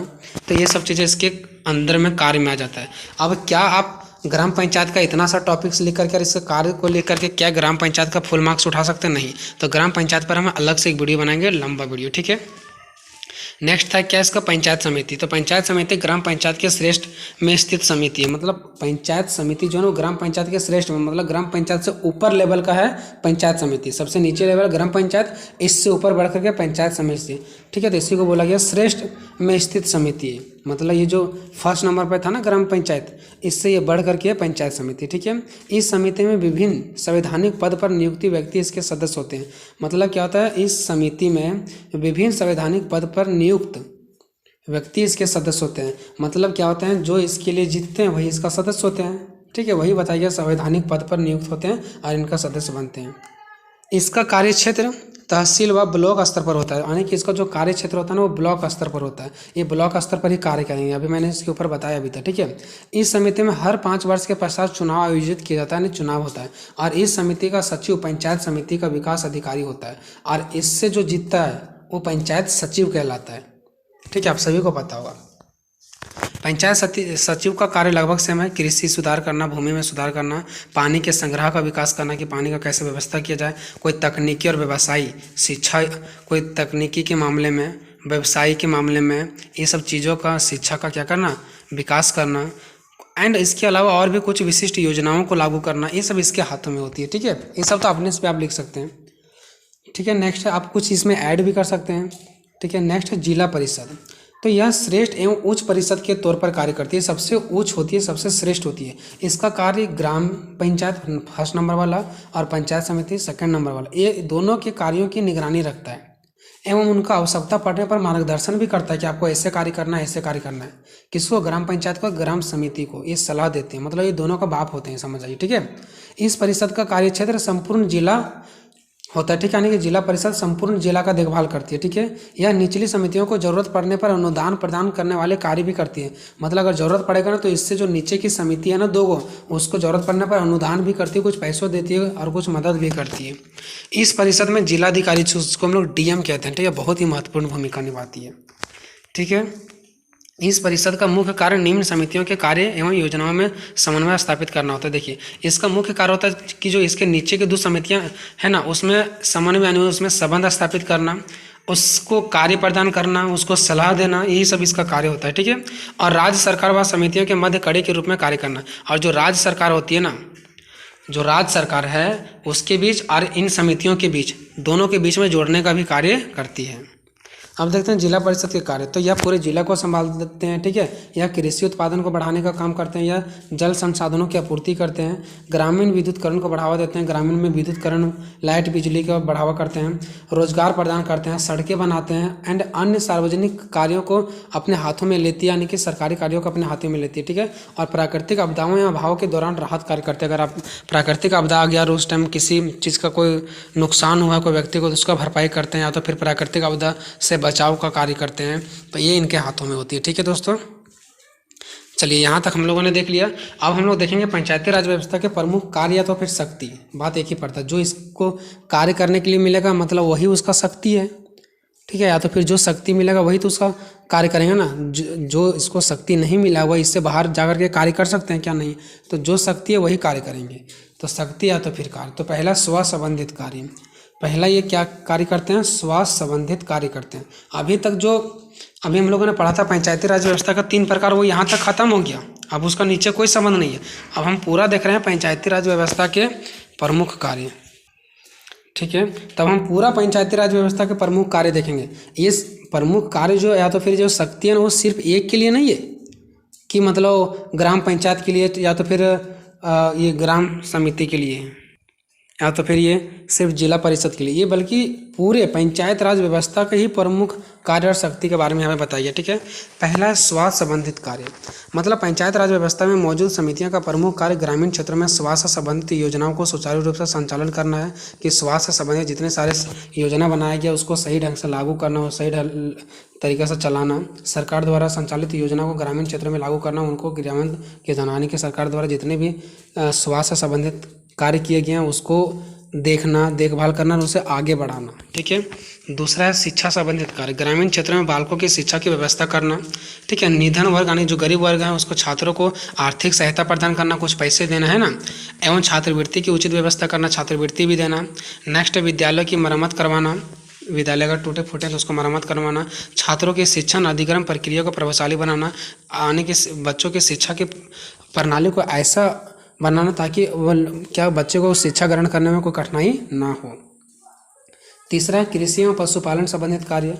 ग्रामीण क्षेत्रों के जीवन यापन के लिए सबसे बड़ा स्रोत होता है कृषि और पशुपालन, क्योंकि ग्रामीण क्षेत्र में जितने लोग रहते हैं लगभग कृषि करते हैं और पशुपालन होता है। ठीक है, तो इस महत्व को देखते हुए पंचायत समिति का यह कार्य है, पंचायत समिति के हाथों में इसका कार्य होता है कि कृषि एवं पशुपालन की उचित व्यवस्था करें। ठीक है, क्या करें? कृषि का पशुपालन की उचित व्यवस्था करें ताकि गांव वाले अच्छे तरीके से क्या कर सके, इसका मतलब विकास हो सके उन लोगों में और अच्छे से वो अपना जीवन यापन कर सकें। किसानों को सभी सुविधाएं प्रदान किया जाए जिससे उनका आर्थिक विकास हो सके। आर्थिक विकास मतलब पैसों के मामले में वो विकास हो सके। इससे संबंधित सभी समस्याओं का समाधान करना और इससे अगर कोई भी समस्या आ रहा है तो उसका समाधान भी करना। ठीक है, आर्थिक प्रबंधन कार्य। आर्थिक प्रबंधन कार्य मतलब पैसों से रिलेटेड ही होता है। ठीक है, तो पंचायत के आर्थिक प्रबंधन का ध्यान रखना। ठीक है, पंचायत के आर्थिक प्रबंधन का ध्यान रखना जिससे अधिनियम द्वारा प्रावधानित ग्राम स्तरीय आय और खर्च की प्रबंधन शामिल होती है। ठीक है, देखिए इसमें क्या कार्य होता है, तो पंचायती राज व्यवस्था का ये कार्य होता है कि पंचायत के अंतर्गत कितने आय हुए और कितने मतलब खर्च हुए, ये सभी का प्रबंधन पंचायत समिति ही करते हैं। ठीक है, ये आपको पता चल गया कि कितने पंचायत समिति में आय हुआ और कितने इसका खर्च हुआ, सभी का प्रबंधन आर्थिक प्रबंधन कार्य के अंतर्गत आते हैं जो पंचायत समिति के द्वारा किया जाता है। तो यहाँ से क्वेश्चन खत्म होता है दोस्तों। आप चाहे तो 73वें संविधान संशोधन का भी कुछ पॉइंट इसमें ऐड कर सकते हैं, या तो फिर 73वें संविधान संशोधन में ये पॉइंट को उठा करके वहाँ डाल सकते हैं, या तो फिर उसका वाला भी आप यहाँ डाल सकते हैं। ठीक है, कोई दिक्कत नहीं, बहुत ही आसान क्वेश्चन है दोस्तों। ठीक है, तो यहाँ से भी हम लोगों ने क्या क्या क्वेश्चन देखा कि या तो ग्रामीण स्थानीय स्वशासन के गठन शक्तियों की विवेचना करें, इस पर क्वेश्चन आ जाए, या तो पंचायती राज व्यवस्था का गठन और शक्तियों का विवेचना करें, इस पर क्वेश्चन आ जाए, या तो 73वें संविधान संशोधन आ जाए तो उसमें भी आप लिख सकते हो। ठीक है, तो इस प्रकार से ये क्वेश्चन यहाँ खत्म होता है दोस्तों। क्वेश्चन नंबर 5वां, जन सहभागिता से आप क्या समझते हैं? प्रशासन में इसके महत्व की विवेचना करें, या तो स्थानीय स्वशासन में जन सहभागिता आ जाएगा, यानी जन सहभागिता वाला। ठीक है, तो मोस्ट इंपॉर्टेंट क्वेश्चन पर बात करने वाले हैं कि जन सहभागिता से आप क्या समझते हैं, इस पर एक निबंध लिखें, या तो फिर क्वेश्चन दे दे कि स्थानीय स्वशासन में जन सहभागिता पर निबंध लिखें। क्वेश्चन किसी भी प्रकार से आ जाए जन सहभागिता से, ठीक है, हो सकता है निबंध यहाँ पे हटा करके कुछ दूसरा दे दे तो भी आंसर आपको सेम लिखना है। ठीक है, देखिए दोस्तों, जन सहभागिता का मतलब होता क्या है? सबसे पहले ये समझो कि जन का मतलब क्या होता है। जन का मतलब होता है लोग, आम जनता, जैसे हम और आप है। ठीक है, एक देश में जो रहने वाले लोग होते हैं उसी को बोला जाता है जन यानी जनता। सहभागिता का मतलब होता है दोस्तों भाग लेना, यानी अपने देश के कामों में भाग लेना, जैसे चुनाव में भाग लेना। जैसे मान लो कोई नेता का चुनाव हो रहा है, हम वहाँ पे गए, आज वोट दे दिए, है ना, यानी कि वोट डाल दिए। अब जो हम वोट डाल दिए, वोट दे दिए हम, ठीक है, वो हमारा क्या होगा, एक हम देश के काम में भाग लिए। मान लो कि कोई सरकार अच्छा कर रही है तो उसको आगे बढ़ाना, अपने देश के कोई भी काम हो रहा है उसमें भाग लेना, मतलब देश के कोई भी चीज़ों के कामों में जो हम लोग भाग लेते हैं उसी को बोला जाता है सहभागिता। ठीक है, क्या बोला जाता है? सहभागिता, यानी लोगों की जो भागिता होती है, यानी सहभागिता होती है, लोग जो भागीदारी लेते हैं उसी को बोला जाता है जन सहभागिता। मान लो कि हम देश के कोई कंपनी में काम कर रहे हैं, ठीक है, या तो देश के कोई ऐसे राजनीतिक व्यवस्था जिसमें हम घुस गए और उसमें हम काम कर रहे हैं, इसका मतलब हम जन सहभागिता है। ठीक है, चलो आगे आप यहाँ पे देखो, जन सहभागिता का अर्थ, चुनाव में मतदान कर लोग अपने प्रतिनिधियों को चुनने में भागीदारी करते हैं। देखो, चुनाव में हम मतदान करते हैं और जो हमारे प्रतिनिधि होते हैं, मतलब जो हमारे नेता होते हैं, उसको हम चुनते हैं और चुनने में भागीदारी करते हैं। तो ये भी हमारे एक देश का ही काम है और देश के ही काम में भाग ले रहे हैं। अगर कोई घर से जाते ही नहीं है और कोई मतदान करता ही नहीं, तो क्या नेता खड़ा होता, फिर हमारा शासन व्यवस्था चलता? नहीं चलता। तो ये भी एक हमारा भागीदारी ही है, जो जनता क्या कर रही है, भाग ले रही है। तो ये भी हमारा जन सहभागिता ही है। ठीक है, सरकार के काम काज पर चर्चा करना कि सही कर रही है कि गलत कर रही है, तो ये भी हम देश के लिए ही कार्य कर रहे हैं, तो ये भी हमारा जन सहभागिता ही है। बहस करना, अखबार में संपादकीय लिखना, अखबार में कोई नेता के बारे में लिखना कि अच्छा और कर रहा है कि गलत कर रहा है, अपने देश के बारे में बताना कि क्या हमारे देश में खासियत है, क्या बुराई है। ठीक है, ये सब काम करना, धरना प्रदर्शन करना, किसी राजनीतिक दल के लिए जन सभाएं करना, कोई भी एक राजनीतिक दल है उसके लिए हम लोग इकट्ठा होकर के सभा बनाते हैं। चुनाव में उम्मीदवार के रूप में खड़ा होना, और खुद हम अगर नेता में भी खड़ा हो गए तो ये सब हम देश के लिए ही कार्य कर रहे हैं, ये सब देश का ही कार्य माना जाता है, और यही सब हमारा जन सहभागिता है। यानी लोग क्या करते हैं, देश के कार्यों में जब भाग लेते हैं ना, उसी को जन सहभागिता कहते हैं। तो ये सब जितने भी सारे हैं ना आदि, ये सब हमारा जन सहभागिता का क्या है, उदाहरण है। आप कोई भी काम करो अपना पर्सनल लाइफ को छोड़ करके, वो सब हमारा जन सहभागिता है। कोई नेता को आप चुन रहे हो या तो आप खुद से चुनाव लड़ रहे हो, ठीक है, ये सब हमारा क्या है, जन सहभागिता है। सरकार गलत कर रही है उसके ऊपर आप आवाज़ उठा रहे हो, सही कर रही है तो उसको आप साथ दे रहे हो, ये भी हमारा जन सहभागिता ही है।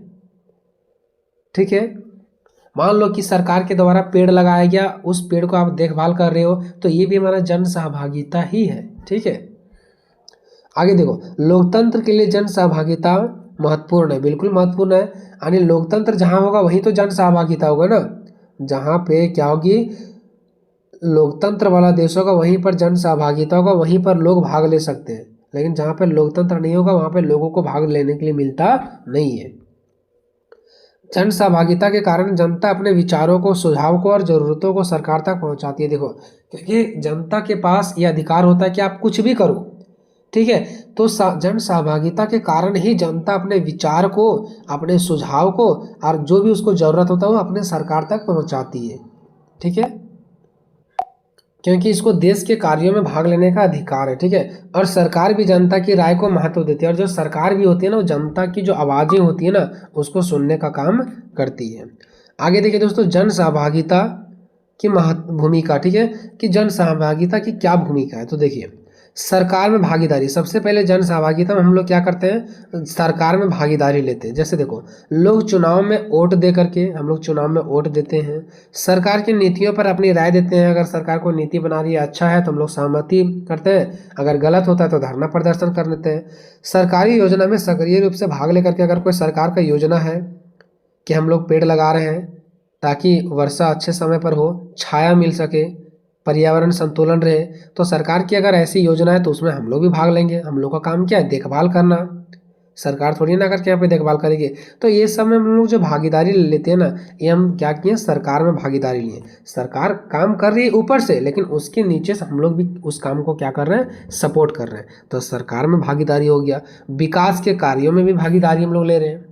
सरकार कोई विकास कर रही है, कोई पुल बना करके गया, कोई तालाब बना करके गया, और हम लोग उसको तहस नहस कर दिए, तो क्या वो विकास होगा, नहीं होगा। तो सरकार बनाते जाती है, हम लोग उसमें भागीदारी लेते हैं। तो विकास के कार्यों में भी हम लोग भागीदारी लेते हैं। कैसे, देखिए, लोग विकास योजनाओं को बनाने, लागू करने में अपनी राय देते हैं, स्वयं सेवी बनकर, यानी खुद अपने आप निजी मान करके, उसको अपना मान करके, और स्थानीय स्तर पर विकास कार्यों में सहयोग करके विकास कार्यों में भागीदारी कर सकते हैं। और वो विकास के कार्यों में भी क्या करते हैं, भागीदारी करते हैं। नेक्स्ट है सामुदायिक विकास में भागीदारी। हम लोग सामुदायिक विकास में भी क्या करते हैं, भागीदारी लेते हैं। लोग सामुदायिक कार्यक्रमों में भाग लेकर, समुदाय का जो कार्यक्रम होता है, जैसे कहीं पार्टी का कार्यक्रम हो रहा है, तो कुछ लोग 10-20 लोगों के जो गुट है उसमें कोई मतलब क्या हो रहा है, उस समुदाय के बीच में कुछ चीज़ें हो रही है तो उसमें भागीदारी लेना, ठीक है। तो इस टाइप से हम लोग क्या करते हैं, भागीदारी लेते हैं। तो इसको बोलते हैं समुदाय के विकास में भागीदारी लेना, ताकि समुदाय का विकास हो सके। समुदाय मतलब हर एक समाज के हर एक वर्ग के लोगों का क्या हो सके, विकास हो सके। सामाजिक के कार्यों में सहयोग करके, समाज के जितने सारे कार्य होते हैं उसमें हम लोग सहयोग करते हैं तो वो भी एक हमारा भागीदारी ही है।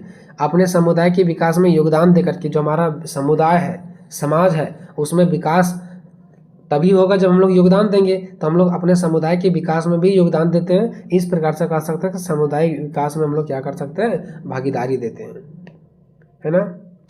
नेक्स्ट है मतदान में भागीदारी।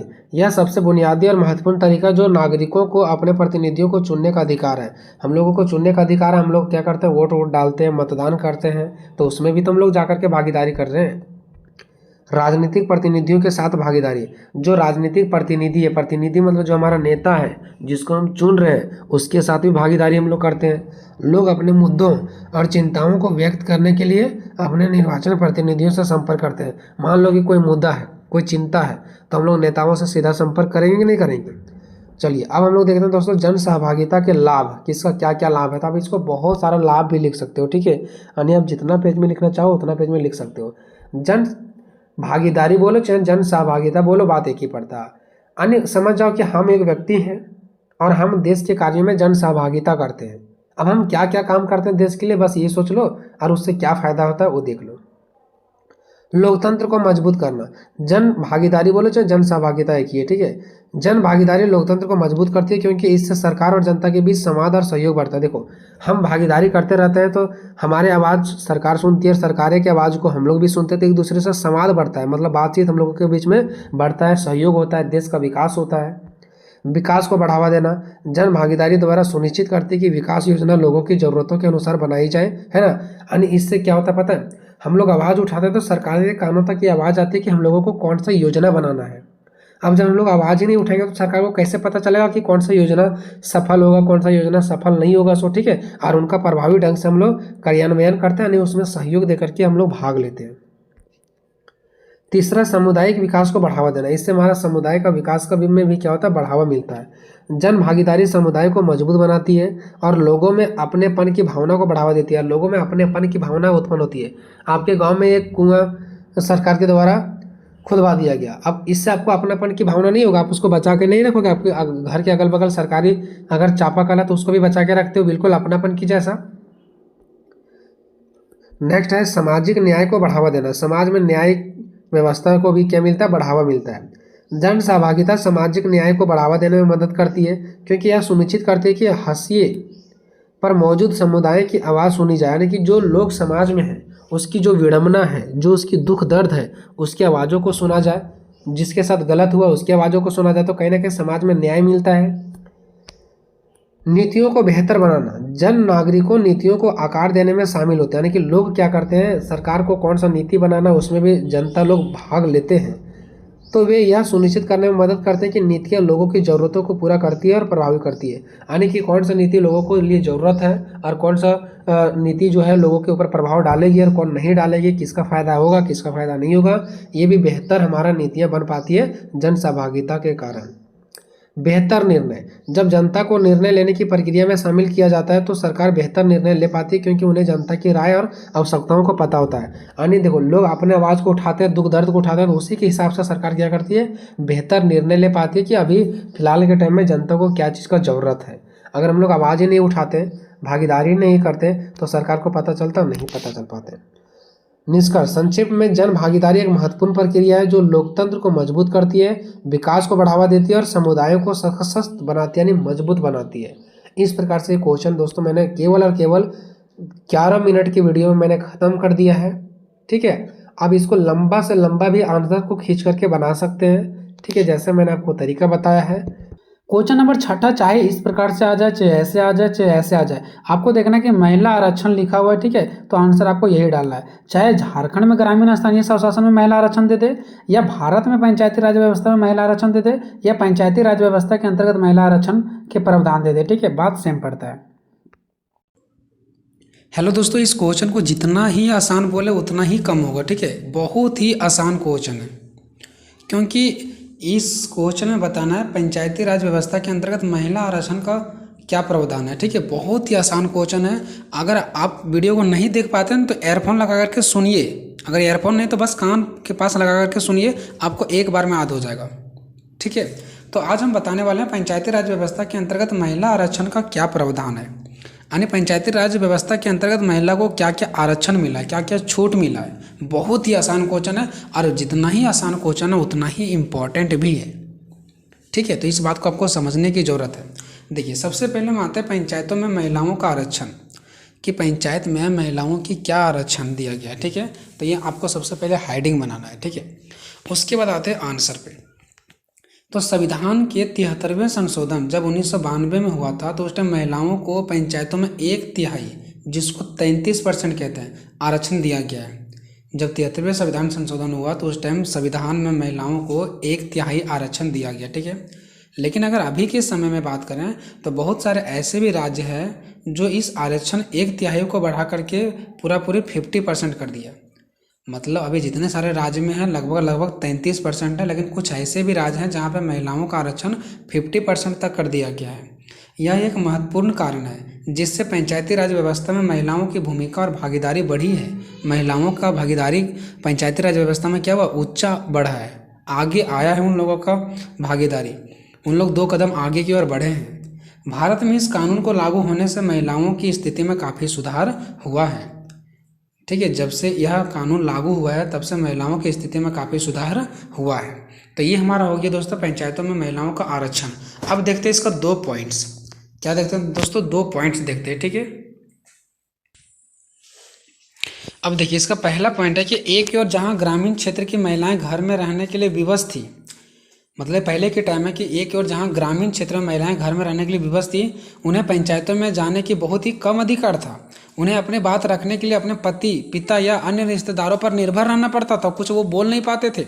महिलाओं की अनेकों समस्याओं और चुनौतियों पर वह खुद आगे मतलब कुछ भी नहीं बोल पाते थे। मतलब वो अपने घर के आगे मजबूर, अपने पति के सामने मजबूर, अनेक समस्याओं के कारण, चुनौतियों के कारण वह खुद आगे नहीं बोल पाती थी।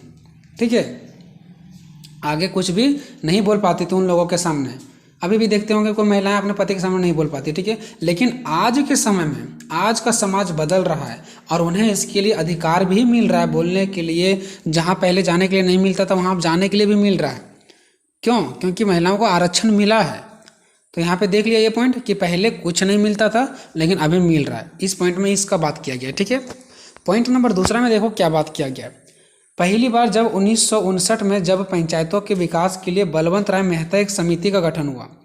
ठीक है, 1959 में एक बलवंत राय मेहता करके समिति का गठन हुआ। उस समिति में ग्राम स्तर पर निर्णय लेने में महिलाओं की भागीदारी की बात कहा गया कि ग्रामीण स्तर पर महिलाएं भी निर्णय लेगी, सिर्फ पुरुष ही निर्णय नहीं लेगा बल्कि महिलाएं भी निर्णय लेगी। ये बात कहा गया 1959 में।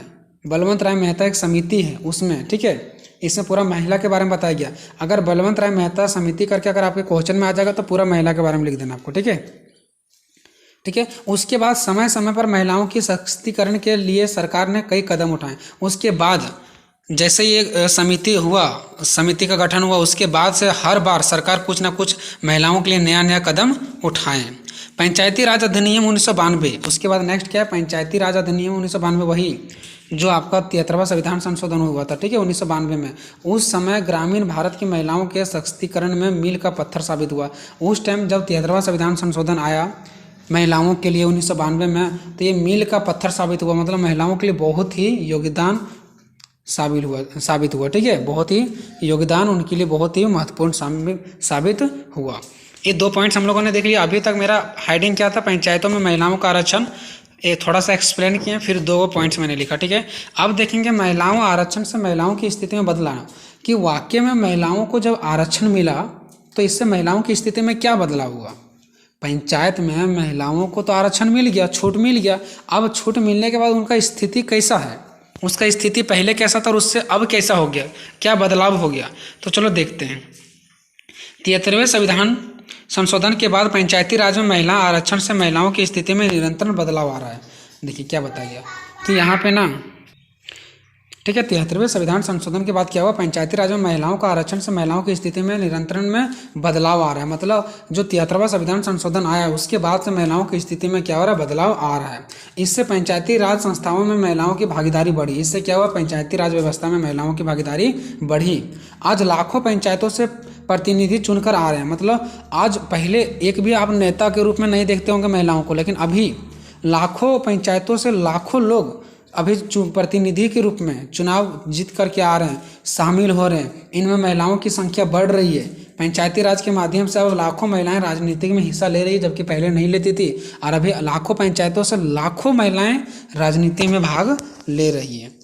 ठीक है। और भी देखते हैं कि महिला आरक्षण से महिला की स्थिति में क्या क्या बदलाव आया। पॉइंट नंबर 1, बालिका शिक्षा के प्रति सोच सकारात्मक हुई। पहले बालिकाओं को शिक्षा नहीं दिया जाता था, अभी शिक्षाएं दी जा रही है और सोच सकारात्मक हो गया, पॉजिटिव हो गया। और उसके प्रति लोगों की रुचि भी बढ़ रही है कि हाँ, हम महिला को पढ़ाएंगे, अपने बेटियों को पढ़ाएंगे। पहला ये बदलाव आया। दूसरा बदलाव आया, ग्राम स्तरों पर अलग अलग संगठनों में संस्थात्मक स्तरों जैसे कि विद्यालय प्रबंधन समिति, वार्ड मुखिया, सरपंच में प्रतिभागिता महिलाओं का हुआ। मतलब पहले क्या होती थी, इन सब चीज़ों में महिलाओं भाग नहीं लेती थी। ये सब संस्थात्मक में स्तरों पर महिला भाग नहीं लेती थी, लेकिन अभी विद्यालय समिति में, वार्ड में, मुखिया में, सरपंच, हर जगह महिलाएं भाग लेती है। तीसरा पॉइंट है आपका, आरक्षण के कारण महिलाएं अपने अधिकारों व अवसरों का लाभ उठा रही है। आरक्षण के कारण, जब से इसको आरक्षण मिल गया ना, तो उस आरक्षण का महिलाएं लाभ उठा रही है। ठीक है, वो अधिकारों और अवसरों का लाभ उठा रही है, ऐसा नहीं कि ये छोड़ दे रही है, सो उठा रहे हैं। ठीक है। चौथा, पुरुषों के साथ कदम के कदम मिलाकर विकास कार्यों में सहभागिता बढ़ रही है। मतलब महिलाएं भी क्या कर रही है, पुरुषों के साथ कदम से कदम मिला करके पुरुषों को साथ दे रहे हैं और ये अपने आगे बढ़ रहे हैं। पांचवें, महिलाओं में आत्मनिर्भरता और आत्मसम्मान का विकास हुआ। जब से आरक्षण इन लोगों को मिला ना, महिलाओं को, तब से इन्हें आत्मनिर्भरता, मतलब अब ऐसा महसूस होने लगा कि हम अकेले भी कुछ कर सकते हैं, और आत्मसम्मान का और खुद के अपने अंदर के प्रति इन लोगों को रुचि पैदा हुआ कि हम ये चीज़ को कर सकते हैं। छठा, पंचायत के कार्यों पर सवाल करना। पहले पंचायत के कार्यों पर सवाल नहीं करते थे, अभी सवाल करना, जरूरत के अनुसार संगठन के लिए मांग करना, और अगर जरूरत के अनुसार कोई चीज़ का मांग है तो वो मांग भी करते हैं। मतलब इन लोगों का थोड़ा सा मुंह खुला, पहले नहीं खुलता था। ठीक है, मैं समझाने के थ्रू कर रहा हूँ। अगर आप लड़की हैं, देख रहे हैं, चाहे वो मेरा भाई हो, चाहे बहन हो, कोई भी हो, ठीक है, आप बुरा नहीं मानेंगे। ठीक है, मैं समझाने के लिए आपको ऐसा बोल रहा हूँ। ठीक है। 7 नंबर, SC ST और अन्य पिछड़े वर्ग की महिलाओं को आरक्षण के कारण राजनीतिक क्षेत्र में कदम रखने का अवसर भी प्राप्त हो गया। SC ST और अन्य पिछड़े वर्ग की जितने भी सारे महिलाओं हैं ना, वो आरक्षण के कारण अब राजनीति में भाग ले सकती है, पहले नहीं मिलता था इन लोगों को। 8वां, जिला व राज्य से बाहर जाने पर का भी अवसर इन लोगों को मिलने लगा।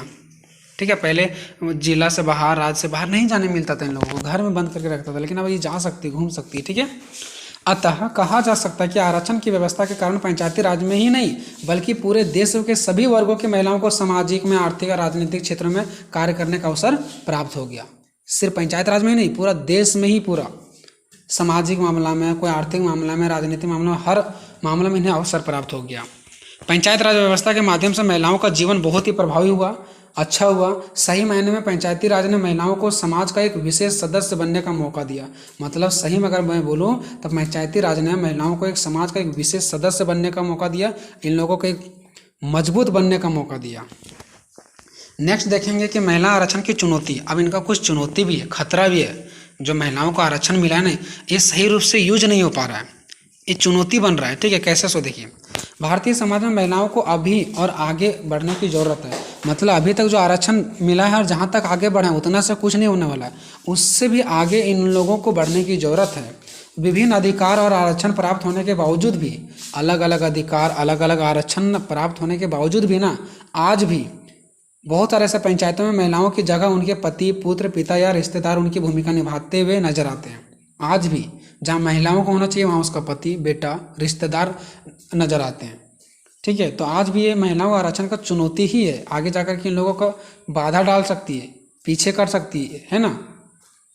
दूसरा, अधिकतर निर्वाचित महिलाओं को निर्वाचक सदस्य होने के विषय में पूर्ण जानकारी भी नहीं है। जो अधिकतर निर्वाचित महिला हैं, जो निर्वाचित होते हैं, जो चुनाव लड़ने के लिए आते हैं, ठीक है, अब तो फिर जो मतलब ऑलरेडी जीत चुके हैं, उनको इस सब चीज़ के बारे में पता भी नहीं होता है। क्यों? क्योंकि मान लीजिए क्या होता है कि मुखियान है, कोई मुखियान है, लेडीज है, वो जीत गई, लेकिन उसका सारा काम कौन कर रहा है? उसका हस्बैंड जो मुखिया है, वो कर रहे हैं, तो इसको पता चलेगा कानून व्यवस्था के बारे में कुछ नहीं पता चलेगा, है ना। तीसरा, ग्राम सभा की बैठकों में वे मौन दर्शक बनी रहती है। जो ग्राम सभा का कहीं वगैरह बैठक वगैरह होती है ना, तो वहाँ पे वो मौन दर्शक बनी रहती है। मौन दर्शक का मतलब तो चुपचाप बैठी रहती है, जबकि इसको बोलना चाहिए, लेकिन ये लोग नहीं बोलते हैं। और उनके रिश्तेदार ही पंचायत के कामों का संचालन करते हैं। जब उसका रिश्तेदार ही करते हैं तो ये चुपचाप बैठे रहते हैं, जबकि इनको भाग लेना चाहिए। तो ये भी एक हमारा खतरा है। चौथा, महिलाएं वही करती है जो उनके पति और रिश्तेदार करते हैं। ये भी एक बहुत बड़ा प्रॉब्लम है। अगर उनसे पंचायतों के बारे में कुछ पूछा जाए तो वह एक ही वाक्य में अपनी बात को समाप्त करने पर लगी रहती है कि हम डर रहे हैं, हम एक ही बात को बोल के चुप हो जाएं। ऐसा वो लोग सोचते हैं, जो कि ये एक इन लोगों का आरक्षण का आगे जाकर के खतरा पैदा होगा। देखिए, अगर संक्षेप में कहें तो पंचायती राज व्यवस्था से ग्रामीण महिलाओं की स्थिति में काफ़ी सुधार तो आया है, परंतु अभी भी पंचायती राज में महिलाओं की भूमिका इतनी सख्त नहीं हुई जितना होना चाहिए। ठीक है, इस व्यवस्था में अपनी जोरदार भूमिका निभा सके, इतना भी मजबूत नहीं हो पाया है, लेकिन मजबूत करने की ज़रूरत है। इसके लिए महिलाओं को भी निडर होना और आगे आने की ज़रूरत होगा। ठीक है, आगे नहीं आएंगे तो कुछ नहीं होगा, इसलिए इन लोगों को आगे आना ही पड़ेगा। चलिए, अब हम लोग देखते हैं कि महिलाओं को पंचायत राज में उचित स्थान। उचित स्थान का मतलब क्या हो गया कि अगर हम महिलाओं को समाज में उचित स्थान देना चाहते हैं तो इसके लिए हमें क्या क्या करना चाहिए। तो महिलाओं को पंचायती राज में उचित स्थान के लिए निम्नलिखित प्रयास किया जाना चाहिए हम लोगों के द्वारा। पहला, महिला सभा का आयोजन और जागरूक करना चाहिए।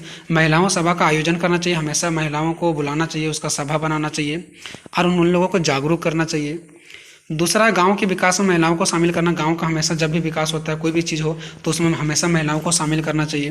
तीसरा पॉइंट है, पहले से मौजूद महिला समूह। जो पहले से महिलाओं का समूह चल रहा है उसको तोड़ना नहीं, बल्कि उसको और मजबूत बनाना, उसके साथ और लोगों को जोड़ना। चौथा है, किशोरी समूह को ग्राम स्तर पर मजबूत करना। जो किशोरी समूह है, जो बालक लोग हैं, छोटे लोग हैं, लड़कियां हैं, उन सभी को ग्राम स्तर पर, पंचायती स्तर पर उन लोगों को मजबूत करना, उनके नियम कानून के बारे में बताना। ठीक है। पांचवा है, अधिक से अधिक महिलाओं को ग्राम स्तर पर मौजूद, यानी अधिक से अधिक महिलाओं को ग्राम स्तर पर मौजूद किया जाना चाहिए, उन्हें मौका देना चाहिए। उसका छठा, हर प्रतिनिधि अपने कार्यों की जिम्मेदारी की समझ देगा, और हर प्रतिनिधि अपने कार्यों के प्रति जिम्मेदारी भी समझे, तभी ये चीज़ें आगे बढ़ सकता है, नहीं तो नहीं बढ़ जाएगा। हर चीज़ों को, हर एक कार्यों को जिम्मेदारी से ही करने चाहिए। ठीक है दोस्तों, तो इस प्रकार से ये जो क्वेश्चन है दोस्तों बहुत ही आसान था। क्या वाकई में आसान था या मैं आपको झूठ बोल रहा था, ये आप लोग कमेंट बॉक्स में बताएंगे। मिलेंगे नेक्स्ट वीडियो में। क्वेश्चन नंबर 7, स्थानीय सभ्यता से आप क्या समझते हैं, इसके महत्व की वर्णन करें। जो इसका आंसर भी रेडी नहीं किया दोस्तों, इसको मैं नेक्स्ट वीडियो में करवा दूंगा। ठीक है, तब तक ये सब आंसर करो। क्वेश्चन नंबर 8 है कि झारखंड में ग्राम पंचायत पर एक निबंध लिखें, या तो झारखंड में ग्राम पंचायत के गठन पर एक निबंध लिखें, या इनके शक्ति और कार्य का वर्णन करें। एक ही है। ठीक है, तो आज की इस वीडियो में आपको बताने वाले हैं ग्राम पंचायत के गठन की विवेचना करें या ग्राम पंचायत के कार्यों शक्तियों का वर्णन करें। मोस्ट इंपॉर्टेंट क्वेश्चन है, ग्राम पंचायत से संबंधित कोई भी क्वेश्चन दे दे आपको आंसर सेम यही लिखना है। ठीक है, ये आपको दो क्वेश्चन का कवर कर रहा है दोस्तों, वीडियो को अच्छे से देखना है, एक बार में आपको समझ में आ जाएगा। ठीक है, अब देखिए दोस्तों, हम आपको पिछले वीडियो में इस चीज़ के बारे में बता रखे हैं। ठीक है, कि स्थानीय शासन होता है, ये समझ में आएगा तभी आपको आगे समझ आएगा। ठीक है, स्थानीय शासन या तो स्थानीय स्वशासन। ठीक है, ये एक प्रकार की सरकार होती है और इसका दो प्रकार होते हैं, ग्रामीण स्थानीय स्वशासन और एक नगरीय स्थानीय स्वशासन। ग्रामीण स्थानीय स्वशासन को हम लोग पंचायती राज व्यवस्था भी कहते हैं। ठीक है, पंचायत या ग्राम दोनों एक ही जैसा है। ठीक है, क्योंकि पंचायत और ग्राम में ज़्यादा कोई डिफरेंट नहीं है, मतलब ये दोनों एक ही होता है। ठीक है, तो ग्रामीण स्थानीय स्वशासन आ जाए और तो फिर पंचायती राज व्यवस्था आ जाए, बात एक ही है।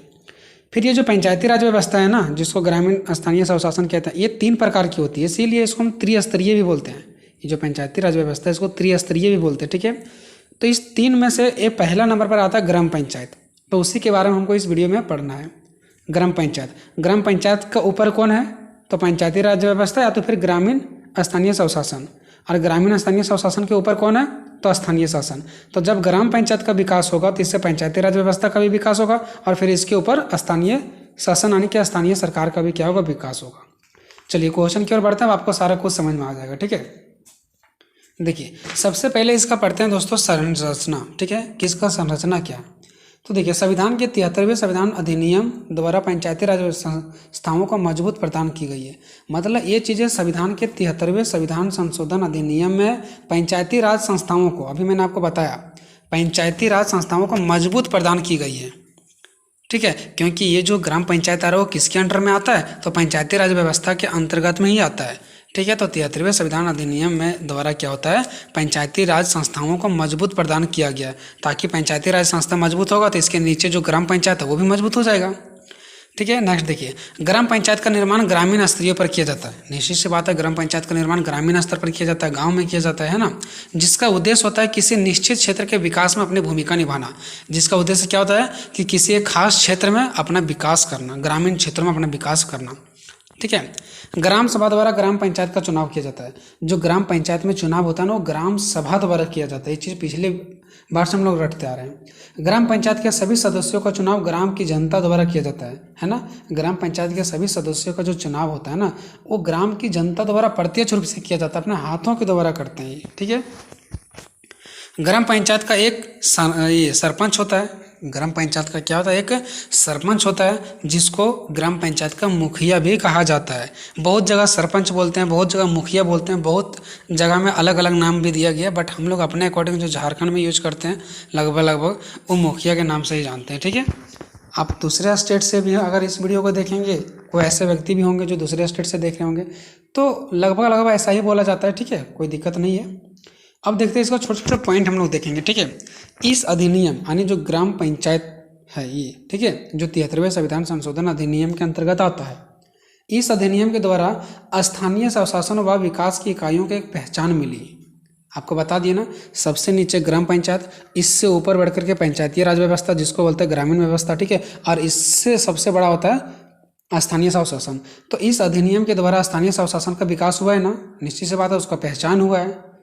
नेक्स्ट है ग्राम पंचायत ग्राम विकास की पहली इकाई मानी जाती है। जो ग्राम पंचायत है ना, ग्राम विकास की पहली इकाई मानी जाती है, क्योंकि ग्राम का विकास तभी होगा ना, क्योंकि ग्राम पंचायत के माध्यम से ही ग्राम का विकास होता है, क्योंकि ग्राम पंचायत बिल्कुल गांव से जुड़ा हुआ रहता है। ठीक है। नेक्स्ट है गांव के लोगों के सबसे नज़दीक होने के कारण इसका अत्यधिक महत्व। देखिए, ग्राम पंचायत का सबसे बड़ा महत्व तो ये है ना, क्योंकि ये गाँव के लोगों से नज़दीक से जुड़ा हुआ है। ग्राम पंचायत और गांव में कितना डिफरेंट है? कोई डिफरेंट नहीं है। तो ग्राम पंचायत बिल्कुल गांव के लोगों से नज़दीक से जुड़ा हुआ है। ठीक है, इसलिए इसका और महत्व बढ़ जाता है। नेक्स्ट पॉइंट है गांव के विकास व सामाजिक न्याय की योजना बनाना इसका प्रमुख काम है। मतलब गांव का विकास करना, गांव घर में समाज में न्याय दिलाना, कि कोई गलती कर रहा है तो उसको सज़ा देना, अच्छा कर रहा है तो उसको पुरस्कार करना। ठीक है। किसी के ऊपर कोई अत्याचार हो रहा है तो उसको न्याय दिलाना, यही सब योजना बनाना ग्राम पंचायत का मुख्य कार्य होता है। इसका ये पॉइंट आपको ऐसे ही देना एग्जाम में। ठीक है। नेक्स्ट है ग्राम पंचायत के प्रतिनिधियों का चयन ग्राम सभा के सदस्यों द्वारा चुना जाता है। वही चीज़ है कि ग्राम पंचायत का जो सदस्यों का चुनाव किया जाता है ना, प्रतिनिधियों का चुनाव जो किया जाता है, जैसे मुखिया जैसा हो गया। ठीक है। ग्राम पंचायत के जो प्रतिनिधि होता है उसका चुनाव किसके द्वारा किया जाता है? तो ग्राम सभा के द्वारा किया जाता है। ठीक है। नेक्स्ट पॉइंट है मुखिया, उप मुखिया और सभी वार्ड सदस्यों को मिलाकर ग्राम पंचायत का गठन होता है। ग्राम पंचायत में 3 चीज़ें होते हैं, मुखिया होते हैं, उप मुखिया होता है और वार्ड होते हैं। अलग गांव के अलग अलग हिस्से में अलग अलग वार्ड होते हैं, वार्ड सदस्य जिसको कहते हैं। ठीक है। नेक्स्ट है ग्राम पंचायत लोगों की आवाज़ व आवश्यकताओं को केंद्र तक पहुंचाने का एक कारगर मंच होता है। देखिए, अब हम गांव से हैं और मेरा क्या प्रॉब्लम है गांव में, क्या हमारा समस्या है, मेरे पास घर नहीं है, हम लोगों के पास पीने के लिए पानी नहीं है, तो गांव की ये सब समस्या क्या केंद्र सरकार के पास अपने आप पहुंचेगी? नहीं। तो ये सब जो समस्या गांव के लेवल से ग्राम पंचायत उठाती है, ग्राम पंचायत से जिला स्तर से स्टेट, स्टेट से कंट्री तक, ऐसे करके पहुंचता है। ठीक है ना। तो ग्राम पंचायत हमारे समस्या को केंद्र सरकार तक क्या करती है? पहुंचाती है। तो ये इसका पॉइंट्स हो गए दोस्तों। अब देखते हैं ग्राम पंचायत का गठन कैसे होता है। ग्राम पंचायत का गठन कैसे होता है? तो सबसे पहले हम लोगों ने तो ये बात पहले ही देख लिया कि ग्राम पंचायत की संरचना, गठन, निर्वाचन मुखिया के द्वारा, उप मुखिया के द्वारा एंड वार्ड सदस्य शामिल होते हैं। इसमें ग्राम पंचायत में 3 चीज़ें शामिल होते हैं। निर्वाचन होने के बाद, यानी कि जब ये जीत जाते हैं, जब इसका चुनाव हो जाता है, ये जीत जाते हैं, उसके बाद मुखिया को, उप मुखिया को एवं वार्ड सदस्य को शपथ ग्रहण करना आवश्यक होता है। ठीक है। जीतने के बाद इनको शपथ ग्रहण करना आवश्यक होता है। ठीक है। अब देखिए, जिस एरिया में 500 तक की जनसंख्या वाले लोग रहते हैं वहाँ पे 5 सदस्य चुने जाते हैं। ठीक है।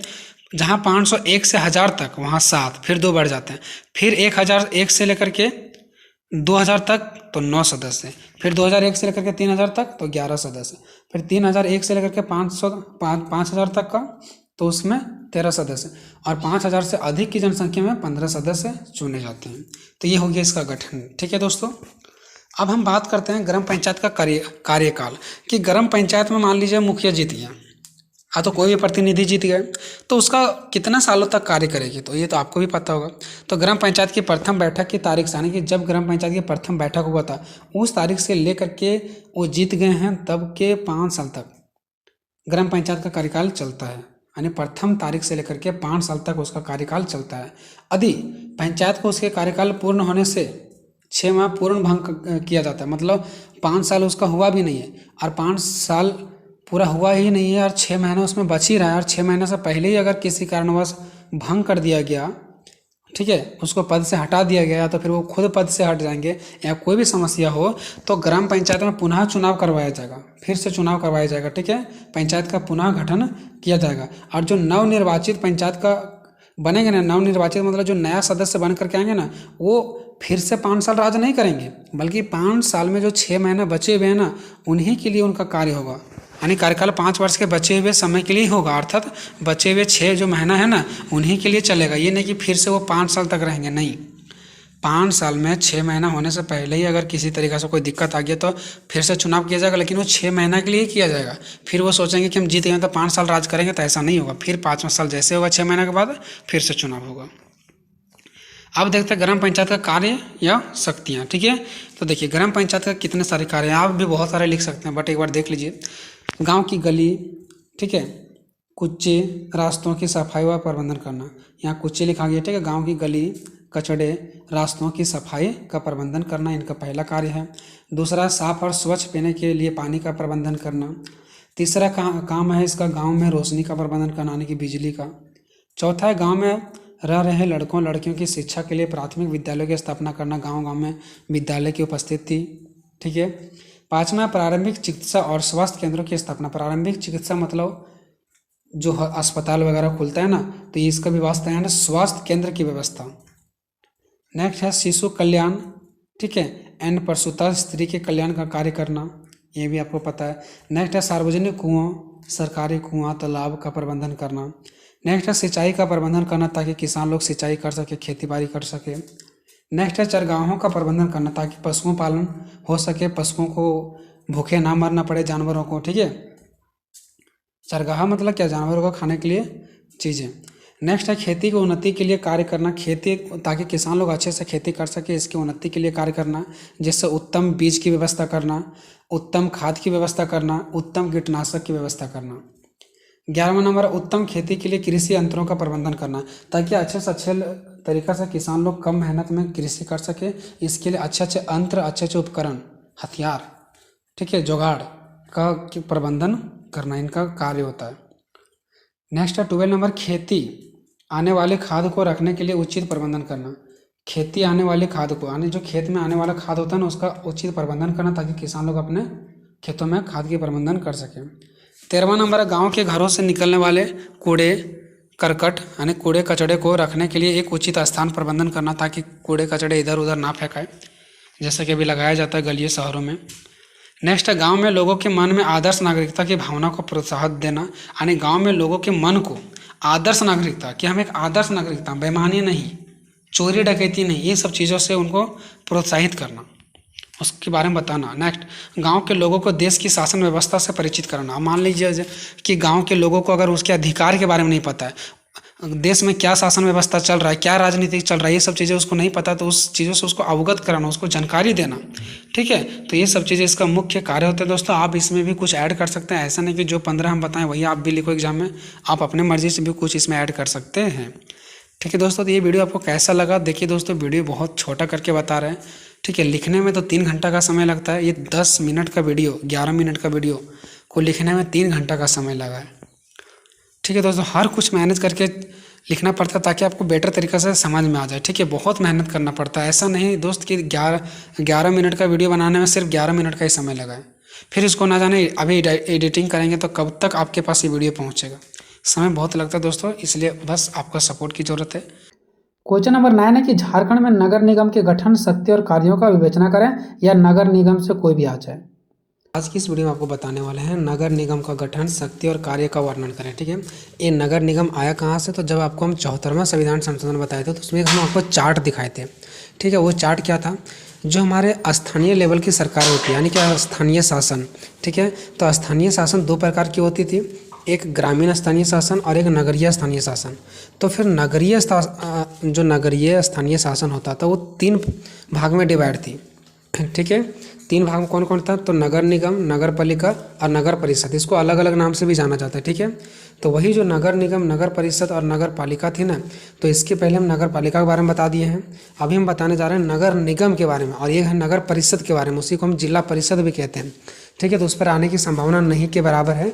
ठीक है, अब देखिए यहाँ पे हम लोग बात करने वाले हैं नगर निगम। तो नगर निगम, नगर परिषद और नगर पालिका के तीनों का लगभग जो कार्य शक्ति है ना, वो एक ही जैसा है।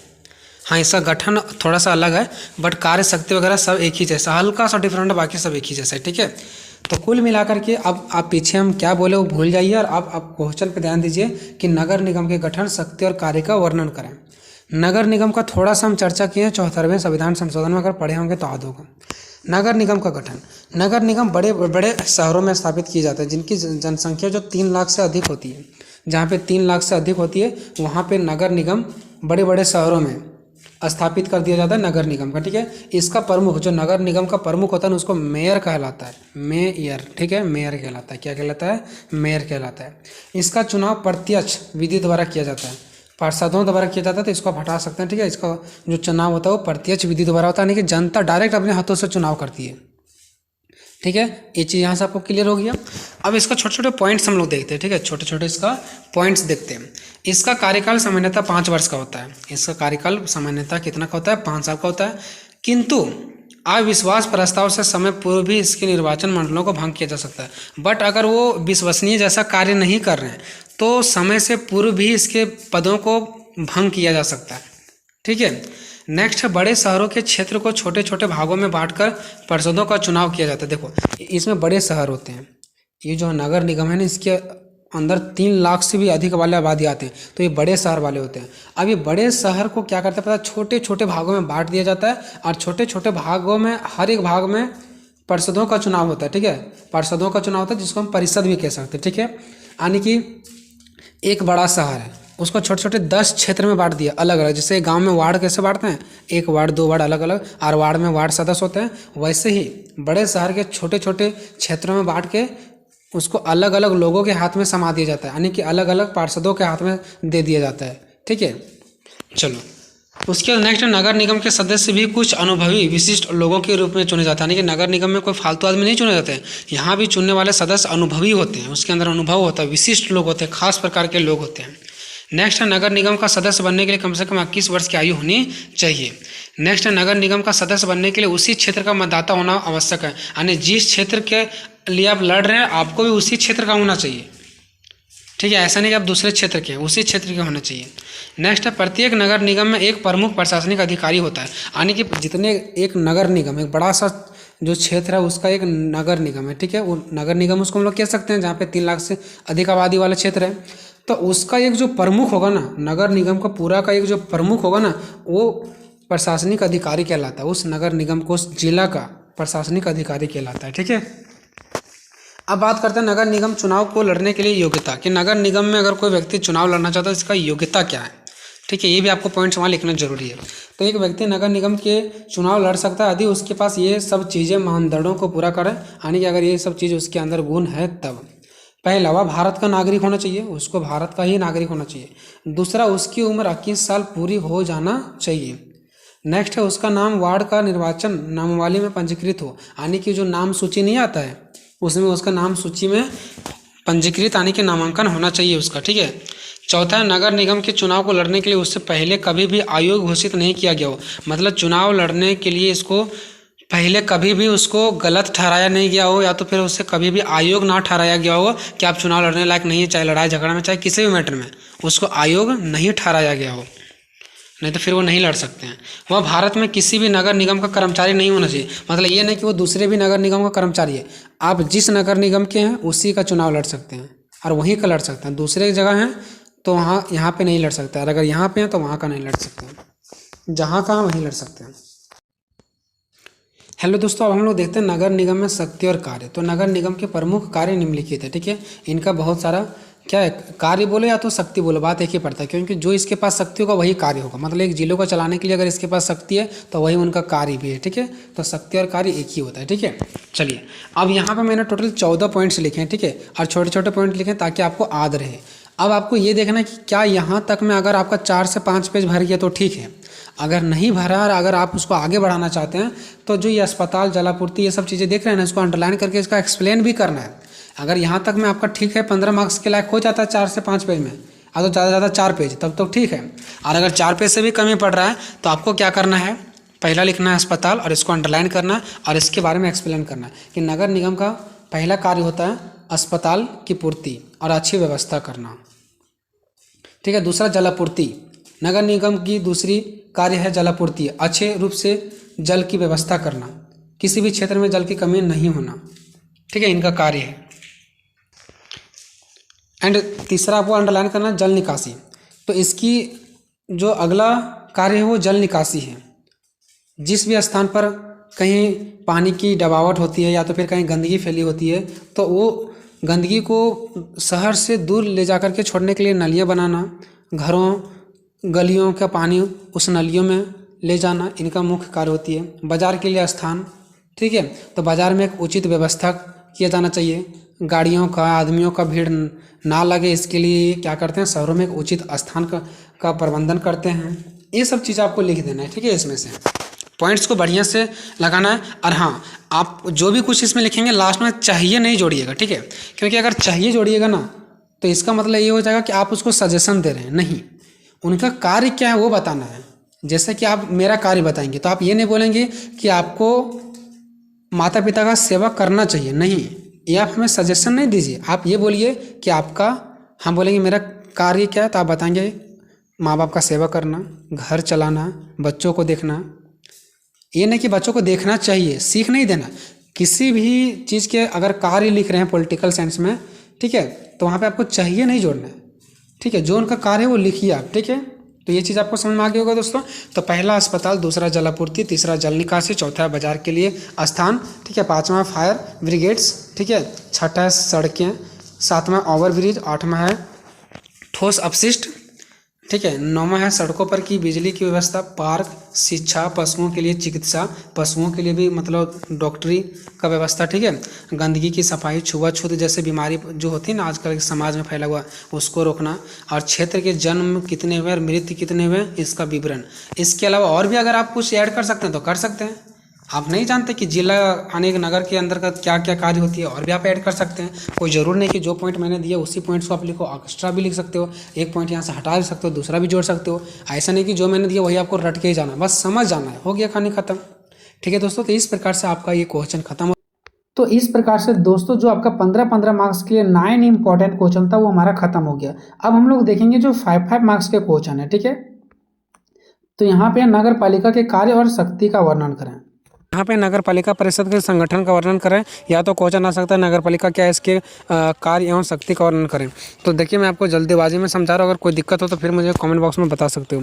देखिए यहाँ पे नगर पालिका का मतलब 74वें संविधान संशोधन से है, क्योंकि नगर पालिका का जितना सारा बात किया गया ना वो 74वें संविधान संशोधन में किया गया है, ठीक है। यानी जो 74वां बार जब हमारा संविधान का संशोधन हो रहा था ना तो उस टाइम नगर पालिका का बात वहाँ पे चला था। नगर पालिका मतलब हमारा पंचायत वगैरह से बात रिलेटेड, ठीक है। तो ये पंचायत वगैरह से रिलेटेड 74वें संविधान संशोधन में बात चला था, जिसमें नगर पालिकाओं को जोड़ा गया था। जिसमें से क्या किसको जोड़ा गया था, नगर पालिका को। 74वें संविधान संशोधन में नगर पालिका को जोड़ा गया था, किसके अंतर्गत, तो 74वें संविधान के अंतर्गत, और इसको संवैधानिक दर्जा प्राप्त हुआ। इससे क्या होगा, संविधान का एक दर्जा प्राप्त हो गया, ठीक है। नगर पालिका खासकर शहर एवं कस्बे में काम करते हैं। जो हमारे ये नगर पालिका वो कहाँ पे काम करती है, खासकर शहरों एवं कस्बों में काम करती है, ठीक है। कस्बों मतलब जो थोड़ा सा गाँव से हल्का सा बड़ा होती है, ठीक है। तो इस शहर एवं कस्बों में काम करती है, लेकिन देखा जाए तो आमतौर पर शहर में ही काम करता है। लेकिन आमतौर पर अगर देखा जाए तो छोटे मोटे नहीं बल्कि ये नगर पालिका किस में काम करती है, बिल्कुल शहर के लेवल पर काम करती है, ठीक है। नगर पालिका कहाँ पर काम करती है, शहर के लेवल पर काम करती है, ठीक है। आप सभी को पता है कि नगर पालिका ने जो हमारा शहर होता है उसमें भी पंचायत होता है, ठीक है। हमारे गाँव में भी पंचायत होता है और हमारे शहरों में भी पंचायत होता है, ठीक है।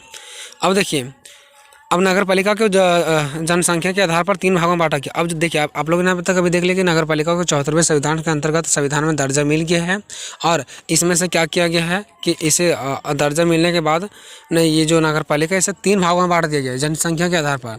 क्योंकि आप सभी को पता है कि मान लो कि कोई भी शहर का नगर पालिका है तो क्या दुनिया में तो फिर मान लो भारत का एग्जाम्पल लेते, क्या जितने भी भारत में हैं क्या सभी जिला में एक ही टाइप्स का जनसंख्या होगा नहीं। किसी जिला में मान लो कि 2 लाख होगा तो किसी जिला में 6 लाख होगा, किसी जिला में 15 लाख होगा, मतलब अलग अलग जनसंख्या होगा। तो इसी प्रकार से नगर पालिका को टोटल 3 भागों में बांट दिया गया। ठीक है, नगर पालिका को टोटल 3 भागों में बांट दिया गया। एक नगर पंचायत, ठीक है, एक नगर पंचायत है, दूसरा है नगर पालिका परिषद, तीसरा है नगर निगम। ठीक है, पहला नगर पंचायत, दूसरा नगर पालिका परिषद और तीसरा नगर निगम। ठीक है, आपको बहुत ही आसानी से याद हो जाएगा, ज़्यादा याद करने की जरूरत नहीं है। अब पहला देखते हैं नगर पंचायत। यह सबसे छोटी श्रेणी में आती है और इसका प्रयोग उस नगर के लिए किया जाता है जो अभी मतलब ग्राम से नगर में बदला है। इसमें 30,000 से 1 लाख तक की जनसंख्या होती है। देखिए नगर पंचायत क्या होता है, नगर पंचायत वहाँ पे लागू किया जाता है ना। नगर पंचायत किसका भाग है, एक हमारा नगर पालिका का ही भाग है, लेकिन नगर पंचायत वहाँ पे मतलब लागू किया जाता है जो अभी कुछ महीना पहले गांव था वो, और गांव में से धीरे धीरे जनसंख्या बढ़ गई तो धीरे धीरे शहर में बदल रहा है। ठीक है, तो ऐसे जो होता है ना गाँव, तो फिर ऐसे जो क्षेत्र होते हैं ना वहाँ पे नगर पंचायत लागू किया जाता है। और नगर पंचायत कौन लागू करता है, उस राज्य का सरकार, राज्य सरकार। ठीक है, जैसे हमारे यहाँ पे हेमंत सोरेन हो गया, तो मान लो हमारा गांव राज्य स्तर पर, हमारा गांव जो हो गया थोड़ा बड़ा लेवल पर हो गया, तो हम जो हमारा जो सरकार वो क्या करेगी, हमारे गांव का नगर पंचायत बना देगी। ठीक है, क्योंकि कोई भी गांव अगर थोड़ा बड़े लेवल पर होता है तो उसे नगर पंचायत बना दिया जाता है। ठीक है, और इसकी जनसंख्या कम से कम कितना होना चाहिए, 30,000 से 1 लाख के बीच में। अगर आपके गाँव की जनसंख्या 30,000 से 1 लाख के बीच में है तो वो नगर पंचायत में चला जाएगा। ठीक है, ये ध्यान रखना कि गाँव से बढ़ करके नगर पालिका होती है, यानी गाँव के लेवल पर नहीं, गाँव से बढ़ करके बात चलता है इसका। ठीक है, तो ध्यान रखना इस बात को कि नगर पंचायत में अगर हमारा गांव अगर नगर पंचायत में जाना है तो उसमें 30,000 से लेकर के 1 लाख का जनसंख्या होना जरूरी है। दूसरा अगर बात करूं तो नगर पालिका परिषद, यह बीचों बीच में होती है, यानी कि यह नगर पालिका का मध्य श्रेणी है। यह क्या नगर पालिका का मध्य श्रेणी जो नगर पंचायत से बड़ा होता है और नगर निगम से छोटा होता है। यहाँ पे देख सकते हैं नगर पंचायत फर्स्ट नंबर से बड़ा होता है, लेकिन थर्ड नंबर जो है नगर निगम, इससे क्या होता है, छोटा होता है। और इसका गठन 1 लाख से 5 लाख वाले जनसंख्या वाले क्षेत्र में होता है। ठीक है, इसका कितना होता है, 1 लाख से 5 लाख। मान लो फर्स्ट नंबर में नगर पंचायत में 30,000 से 1 लाख हो गया तो नगर पंचायत बन जाएगा। अब जब वहाँ पे भी जनसंख्या बढ़ गई 1 लाख से तो फिर नगर पालिका परिषद में चल जाएगा। ठीक है, तो नगर पालिका परिषद में 1 लाख से 5 लाख तक अगर आपका क्षेत्र में जनसंख्या तो वो आपको नगर पालिका परिषद की कैटेगरी में चला जाता है। ठीक है, अब तीसरा बात कर लेते हैं इसी प्रकार से। तीसरा जो है हमारा, यह सबसे ऊंची श्रेणी होती है जिसमें से 5 लाख से ऊपर जनसंख्या हो जाए। अगर 5 लाख से आपको कितना भी ऊपर हो गया है तो आपको नगर निगम प्राप्त हो जाएगा। ठीक है, तो यानी कि 3 प्रकार का मैंने जिला यहाँ पे देख लिया, 3 प्रकार का नगर पालिका। ठीक है, कि पहला जनसंख्या रहेगा तो कौन सा होगा, दूसरा रहेगा तो क्या होगा, तीसरा रहेगा तो क्या होगा, हम लोगों ने देख लिया। ठीक है, अब यहाँ पे लिखे नीचे क्या आता, तीनों श्रेणी का बंटवारा राज्य सरकार करती है। तीनों जो श्रेणी है उसका कहाँ पे कौन सा श्रेणी को लागू करना है, इसका जो बंटवारा है वो कौन करती है, राज्य सरकार करती है, कि किस क्षेत्र में कौन सा श्रेणी लागू करना है। अब नेक्स्ट देखिए, नगर पालिका की सदस्यों की योग्यता। सदस्यों की योग्यता की मतलब कि जो नगर पालिका में जो सदस्य लोग जाएंगे वहाँ पे काम करने के लिए जाएंगे, उसका योग्यता क्या होना चाहिए। जैसे मान लो हमारा प्रधानमंत्री है, तो प्रधानमंत्री बनने के लिए क्या हम चाहेंगे तो बन जाएंगे, नहीं, उसके लिए कुछ योग्यता होना चाहिए, कुछ गुण होना चाहिए, तब होगा। ठीक है, ऐसा नहीं कि मतलब हम चल गए, मान लो कोई पढ़ा लिखा नहीं रहेगा, चाहे जॉब करना कर सकता नहीं, उसका एबिलिटी चाहिए कुछ, है ना, जिसको हम लोग बोलते हैं कि जैसे 10th का सर्टिफिकेट वगैरह, इस टाइप से। तो वही देखते हैं कि नगर पालिका के सदस्यों की योग्यता क्या होना चाहिए। अगर कोई नगर पालिका में जानना चाहता है तो उसका सदस्य की योग्यता क्या होना चाहिए। तो सबसे पहले उस क्षेत्र का मतदाता सूची में उसका नाम होना चाहिए। जो लोग नगर पालिका में जानना चाहता है उसका मतदाता सूची में नाम होना चाहिए। दूसरा है कि वह ऐसा सजा ना पाया हो जिससे किसी प्रकार का चुनाव में दिक्कत नहीं होना चाहिए। जैसे बहुत लोग होते हैं ना कि केस वगैरह हो जाता है तो वहाँ पे उसका नौकरी छूट जाता है, आप लोग सुने होंगे। तो वही बताया जा रहा है कि ऐसा किसी प्रकार का सज़ा आपको ना मिला हो जिससे आपको वहाँ पे क्या हो, कोई दिक्कत हो। ठीक है, तो भी फिर आप नगर पालिका का सदस्य नहीं बन पाएंगे। ठीक है, नेक्स्ट है वह पागल नहीं होना चाहिए। अगर वो पागल होगा तो भी नहीं बन पाएगा। चौथा है कि नगर पालिका में किसी रूप से ठेके या व्यापार से संबंधित नहीं होना चाहिए। अगर मान लो नगर पालिका में किसी प्रकार का वो कुछ ठेका ले रखा है या तो कुछ व्यापार कर रहा है वहाँ पे, तो भी वो नहीं बन सकता है। पाँचवा, सरकारी का कर्मचारी ना हो और नौकरी से निकालना हुआ भी ना हो। देखो, वो सरकारी में काम नहीं कर रहा होगा, सरकारी में मतलब कोई भी सरकारी का कर्मचारी ना हो, यानी कि सरकारी में जॉब नहीं कर रहा हो और किसी कारणवश उसे सरकारी काम से निकाला भी ना गया हो, क्योंकि निकाला गया होगा इसी वजह से क्योंकि वो लापरवाही किया होगा, तो भी उसे शामिल नहीं किया जाएगा। मतलब सरकारी काम में आपका नाम नहीं होना चाहिए, चाहे वो निकाला गया हो चाहे आप काम कर रहे हो, ऐसा कुछ भी नहीं होना चाहिए। अब देखते हैं नगर पालिका का कार्यकाल मतलब कितना समय तक इसका कार्यकाल होता है। तो नगर पालिका का कार्य 3 वर्ष तक का होता था पहले, ठीक है, लेकिन इसे बढ़ाने का मांग भी किया गया था, लेकिन सरकार इसके बातों को मानने से इनकार कर दिया। और इनकार करने का बहुत सारा रीज़न था, क्योंकि सरकार का मानना था कि नगर पालिका का कार्यकाल और अन्य कार्यकाल एक जैसा नहीं होना चाहिए। जैसे आप सभी को पता है कि नगर पालिका का कार्यकाल अगर 5 साल होगा तो प्रधानमंत्री का भी 5 साल है, ठीक है, मुख्यमंत्री के 5 साल है, तो फिर ये दोनों में डिफरेंट क्या रह जाएगा, ठीक है। इसलिए कहा कि नगर पालिका का कार्यकाल 5 साल तक नहीं होगा बल्कि 3 साल तक ही रहेगा।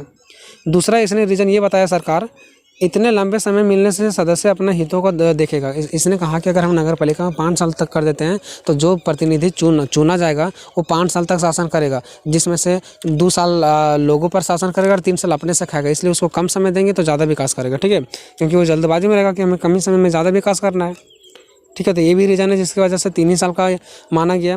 लेकिन फिर भी यहाँ पे रीज़न है कि सभी नगर पालिकाओं के लिए एक ही समय तय करना ठीक नहीं होगा, क्योंकि सभी जगह अलग अलग समस्याएं हैं। देखिए अब यहाँ पे नगर पालिकाएं ने क्या होता है कि अगर 3 साल का मान लो कहीं पे कर दिए तो क्या सभी जगह एक ही जगह मतलब सभी नगर पालिका जितने भी सारे नगर पालिका का क्षेत्र है, क्या सभी जगह एक ही जैसा जनसंख्या, एक ही जैसा समस्या हो सकता है? कहीं कहीं ज़्यादा समस्या हो तो उसके लिए ज़्यादा समय चाहिए ना, तो वहाँ पर ज़्यादा समय दिया जाता है 5 साल के लिए, लेकिन जहाँ पर समस्या ज़्यादा नहीं वहाँ पर 3 साल के लिए दिया जाता है, ठीक है। नेक्स्ट नगर पालिका का कार्य व शक्ति। तो देखिए नगर पालिका का कार्य और शक्ति क्या है, तो सड़कें व पुल का निर्माण करना, इसका क्या है, सड़कें व पुल का निर्माण करना, जन्म मरण का रजिस्ट्रीकरण करना, जो जन्म लेते हैं लोग मृत्यु होते हैं उसका जो रजिस्ट्रीकरण होता है वो भी इसी का काम है। तीसरा है नगरीय निर्धनता का कम होना, ठीक है, निर्धनता मतलब जो गरीबी है इसको कम करना भी उसका क्या है, काम है, ठीक है। तो यहाँ तक आप लोगों ने देख लिया नगरीय निर्धनता का कम करना। चौथा है लोग स्वास्थ्य व्यवस्था और सफाई का ध्यान रखना। फिर विकलांग का कल्याण करना, विकलांग मतलब जो अपाहिज होते हैं, भवनों का निर्माण करना, घरों का निर्माण करना, अधिनियम द्वारा प्राप्त शक्ति का प्रयोग करना, और जो इसके सदस्यों को शक्ति प्राप्त है, यानी कि जैसे मान लो कि हम लोग कहीं जॉब करते थे, हम लोग को कुछ शक्ति प्राप्त होता है कि नहीं, पुलिस लोग का शक्ति नहीं प्राप्त है, क्या किया कोई गलत कर रहा था उसे पकड़ो, वैसे ही जो भी इसको शक्ति प्राप्त होता है उसका भी प्रयोग करती है, प्रयोग करता है नगर पालिकाओं के सदस्य लोग। फिर कार्य की प्रगति की रिपोर्ट प्रस्तुत करता है, अगर कहीं कुछ कार्य हो रहा है वो प्रगति पर है मतलब पेंडिंग में है तो भी उसका रिपोर्ट तैयार करना, ये सब इसी का कार्य, ठीक है। तो यहाँ तक आप लोगों ने क्या किया देख लिया यहाँ पे, ठीक है, कि नगर पालिका जो थी, नगर पालिका का जो गठन था, संगठन था, ठीक है, प्लस में अगर कार्य आ जाता है, योग्यता आ जाता है, शक्ति आ जाता है, तो आपको यही सब पॉइंट डालना है, ठीक है।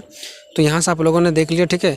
आप इसके निष्कर्ष में लिख सकते हो, क्या निष्कर्ष में लिख सकते हो, तो लिख सकते हो कि उपरोक्त सभी लिखी हुई बातों से मुझे इस बात का पता चलता है कि ऐसे बहुत सारे ऐसे रीजन हैं, बहुत सारे कारण हैं जिसकी वजह से नगर पालिकाएँ जो है वो हमारे देश में विकास करता है, ठीक है। नगर पालिकाओं के कारण से हमारे देश में क्या हो रहा है, विकास हो रहा है। नगर पालिकाओं से छोटे छोटे स्तर से बढ़ करके छोटे छोटे गाँव से लेकर के वो बड़े बड़े शहर में जाते हैं, शहर की ओर बढ़ते हैं, और शहर में बढ़ने से धीरे धीरे हमारे देश का क्या होता है, विकास होते चल जाता है, क्योंकि धीरे धीरे गाँव से लोग क्या होते जा रहे हैं, बड़ा होते जा रहे हैं कि नहीं होते जा रहे हैं इसमें से।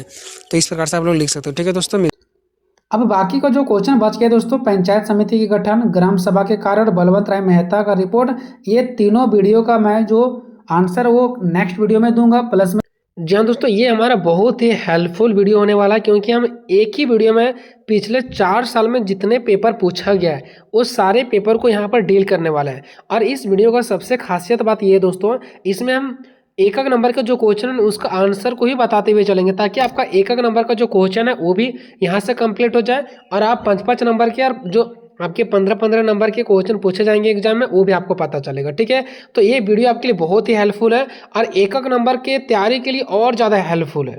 यहाँ से आपका एक एक नंबर का जो क्वेश्चन पूछा जाता है ना वो तैयारी हो जाएगा, और इसके बाहर से एक एक नंबर वाला क्वेश्चन नहीं आएगा, क्योंकि हम इस वीडियो में पिछले 4 साल का पेपर को दिखाने वाले हैं, ठीक है। पिछले 4 साल का 2019 का पेपर, 2020 का, 2021 का, 2022 का, पिछले 4 साल का हम पेपर आप सभी को दिखाएंगे, और इसमें से जितने एक नंबर का क्वेश्चन पूछा गया है सारा का आंसर बताएंगे। यार ये 4 साल में जो एक नंबर का क्वेश्चन पूछा गया ना, बस इतना कर लो, आपके एग्जाम में जो 5 क्वेश्चन आएंगे एक नंबर का वो इन्हीं के अंदर से आपको देखने को मिलेगा, ठीक है।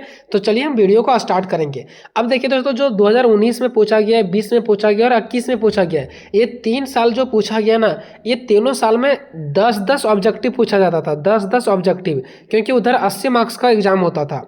लेकिन 2022 से सिस्टम जब लागू हुआ, ठीक है, जब ग्रेजुएशन हमारा 4 साल का हुआ, उस टाइम से 75 मार्क्स का पेपर आ रहा है, तो आपके एग्जाम में 5 ऑब्जेक्टिव पूछे जाएंगे, ठीक है। हो सकता है आपके एग्जाम में ऑप्शन देखने को ना भी मिलेगा, लेकिन पहले के एग्जाम में ऑप्शन देखने को मिलता था। जैसे देखिए यहाँ पर एक नंबर का 10 क्वेश्चन दिया गया है, लेकिन आपके एग्जाम में 5 ही क्वेश्चन पूछा जाएगा। तो चलिए दोस्तों, पहले हम 2019 का पेपर दिखाएंगे, फिर 20 का दिखाएंगे, फिर 21 का दिखाएंगे और 2022 का भी पेपर दिखाएंगे। जो आपके एग्जाम का पैटर्न रहेगा वो 2022 की तरह रहेगा, लेकिन एक नंबर वाला क्वेश्चन, 15-15 नंबर वाला क्वेश्चन, 5 नंबर वाला क्वेश्चन, सारा आपको यहाँ से देखना है, यहाँ से आपको हेल्पफुल होगा। तो चलिए दोस्तों, एक करके स्टार्ट करते हैं। हमारा 2019 का पेपर है, ठीक है। पहला क्वेश्चन है आपका कि त्रिस्तरीय व्यवस्था 2 अक्टूबर 1959 को पहली बार लागू किया गया। तो इसका राइट आंसर होगा ए, यानी कि राजस्थान में किया गया, ठीक है। चलिए बात करते हैं दूसरा का।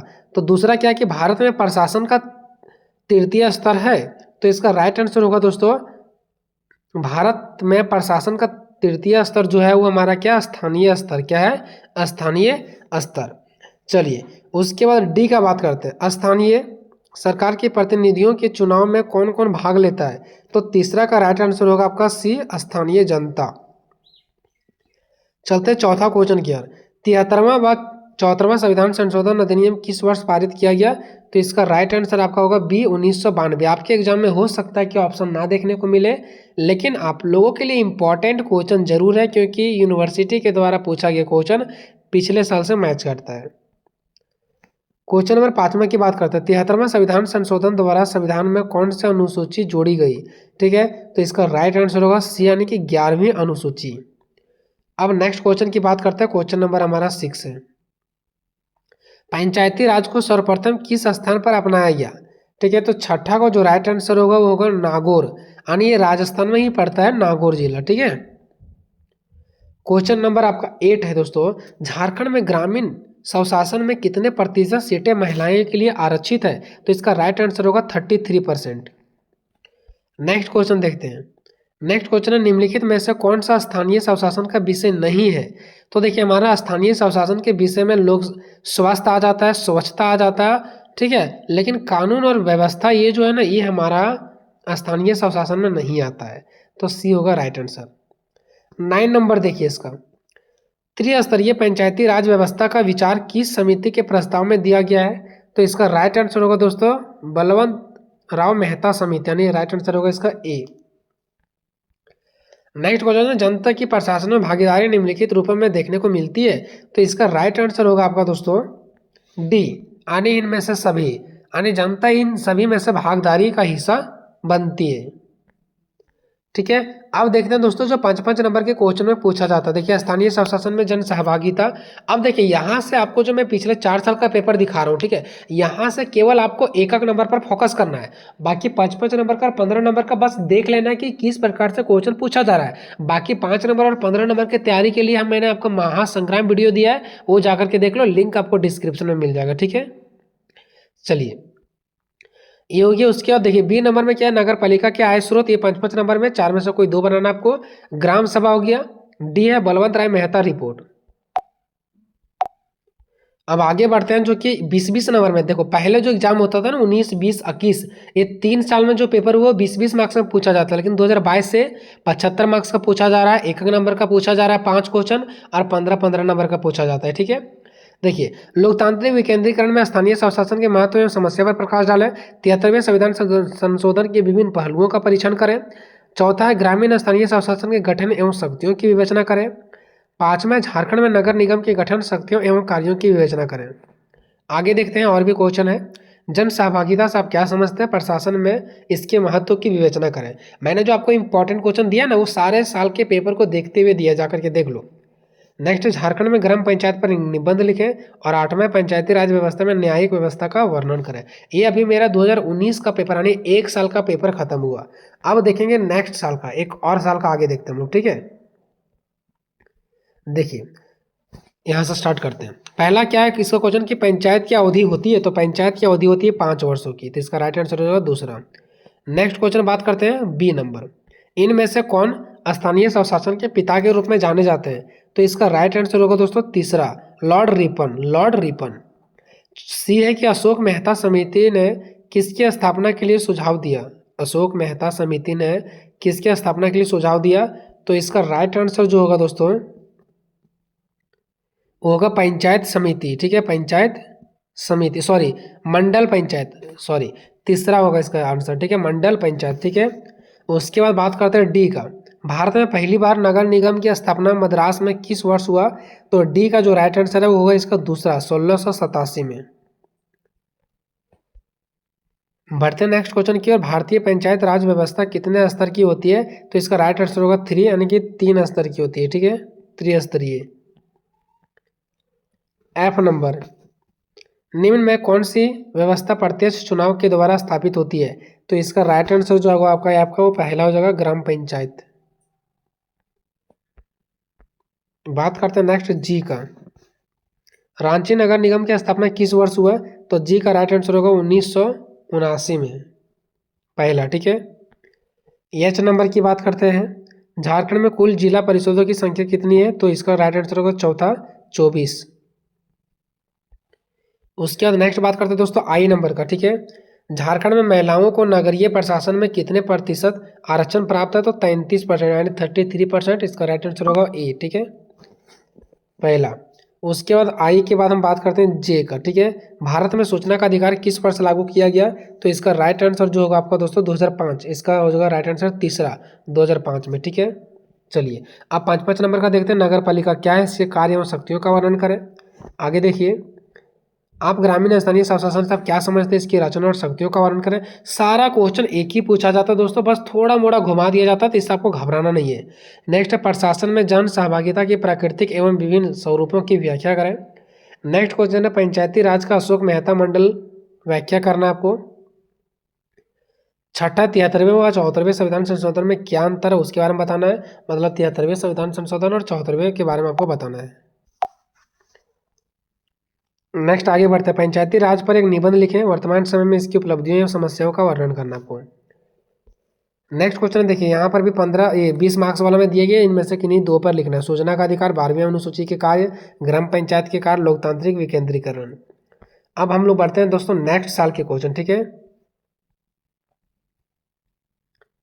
देखिए नेक्स्ट क्वेश्चन आप यहाँ पे देखिए क्या दिया गया, ग्राम स्वराज की अवधारणा का प्रतिपादन किसने किया था? तो इसका राइट आंसर जो होगा दोस्तों ये होगा महात्मा गांधी। क्या होगा? महात्मा गांधी। बी का बात करते हैं, निम्नलिखित में से कौन सा अनुच्छेद पंचायती राज से संबंधित है? तो इसका राइट आंसर होगा ए, यानी आर्टिकल 243। नेक्स्ट क्वेश्चन की बात करते हैं, क्वेश्चन नंबर सी हमारा। 3 स्तरीय पंचायती राज व्यवस्था के विचार को किसने प्रस्तावित किया? तो सी का राइट आंसर होगा ए, यानी कि पहला बलवंत राय मेहता कमेटी। डी का बात करते हैं दोस्तों, निम्नलिखित में से कौन स्थानीय स्वशासन का विषय नहीं है? ये क्वेश्चन पीछे में भी दिया गया था, यहाँ भी रिपीट हो गया, विधि और व्यवस्था। ई नंबर, यहाँ पे क्या 73वें संविधान संशोधन अधिनियम के अनुसार पंचायती राज संस्थानों में चुनाव लड़ने के लिए न्यूनतम उम्र होनी चाहिए।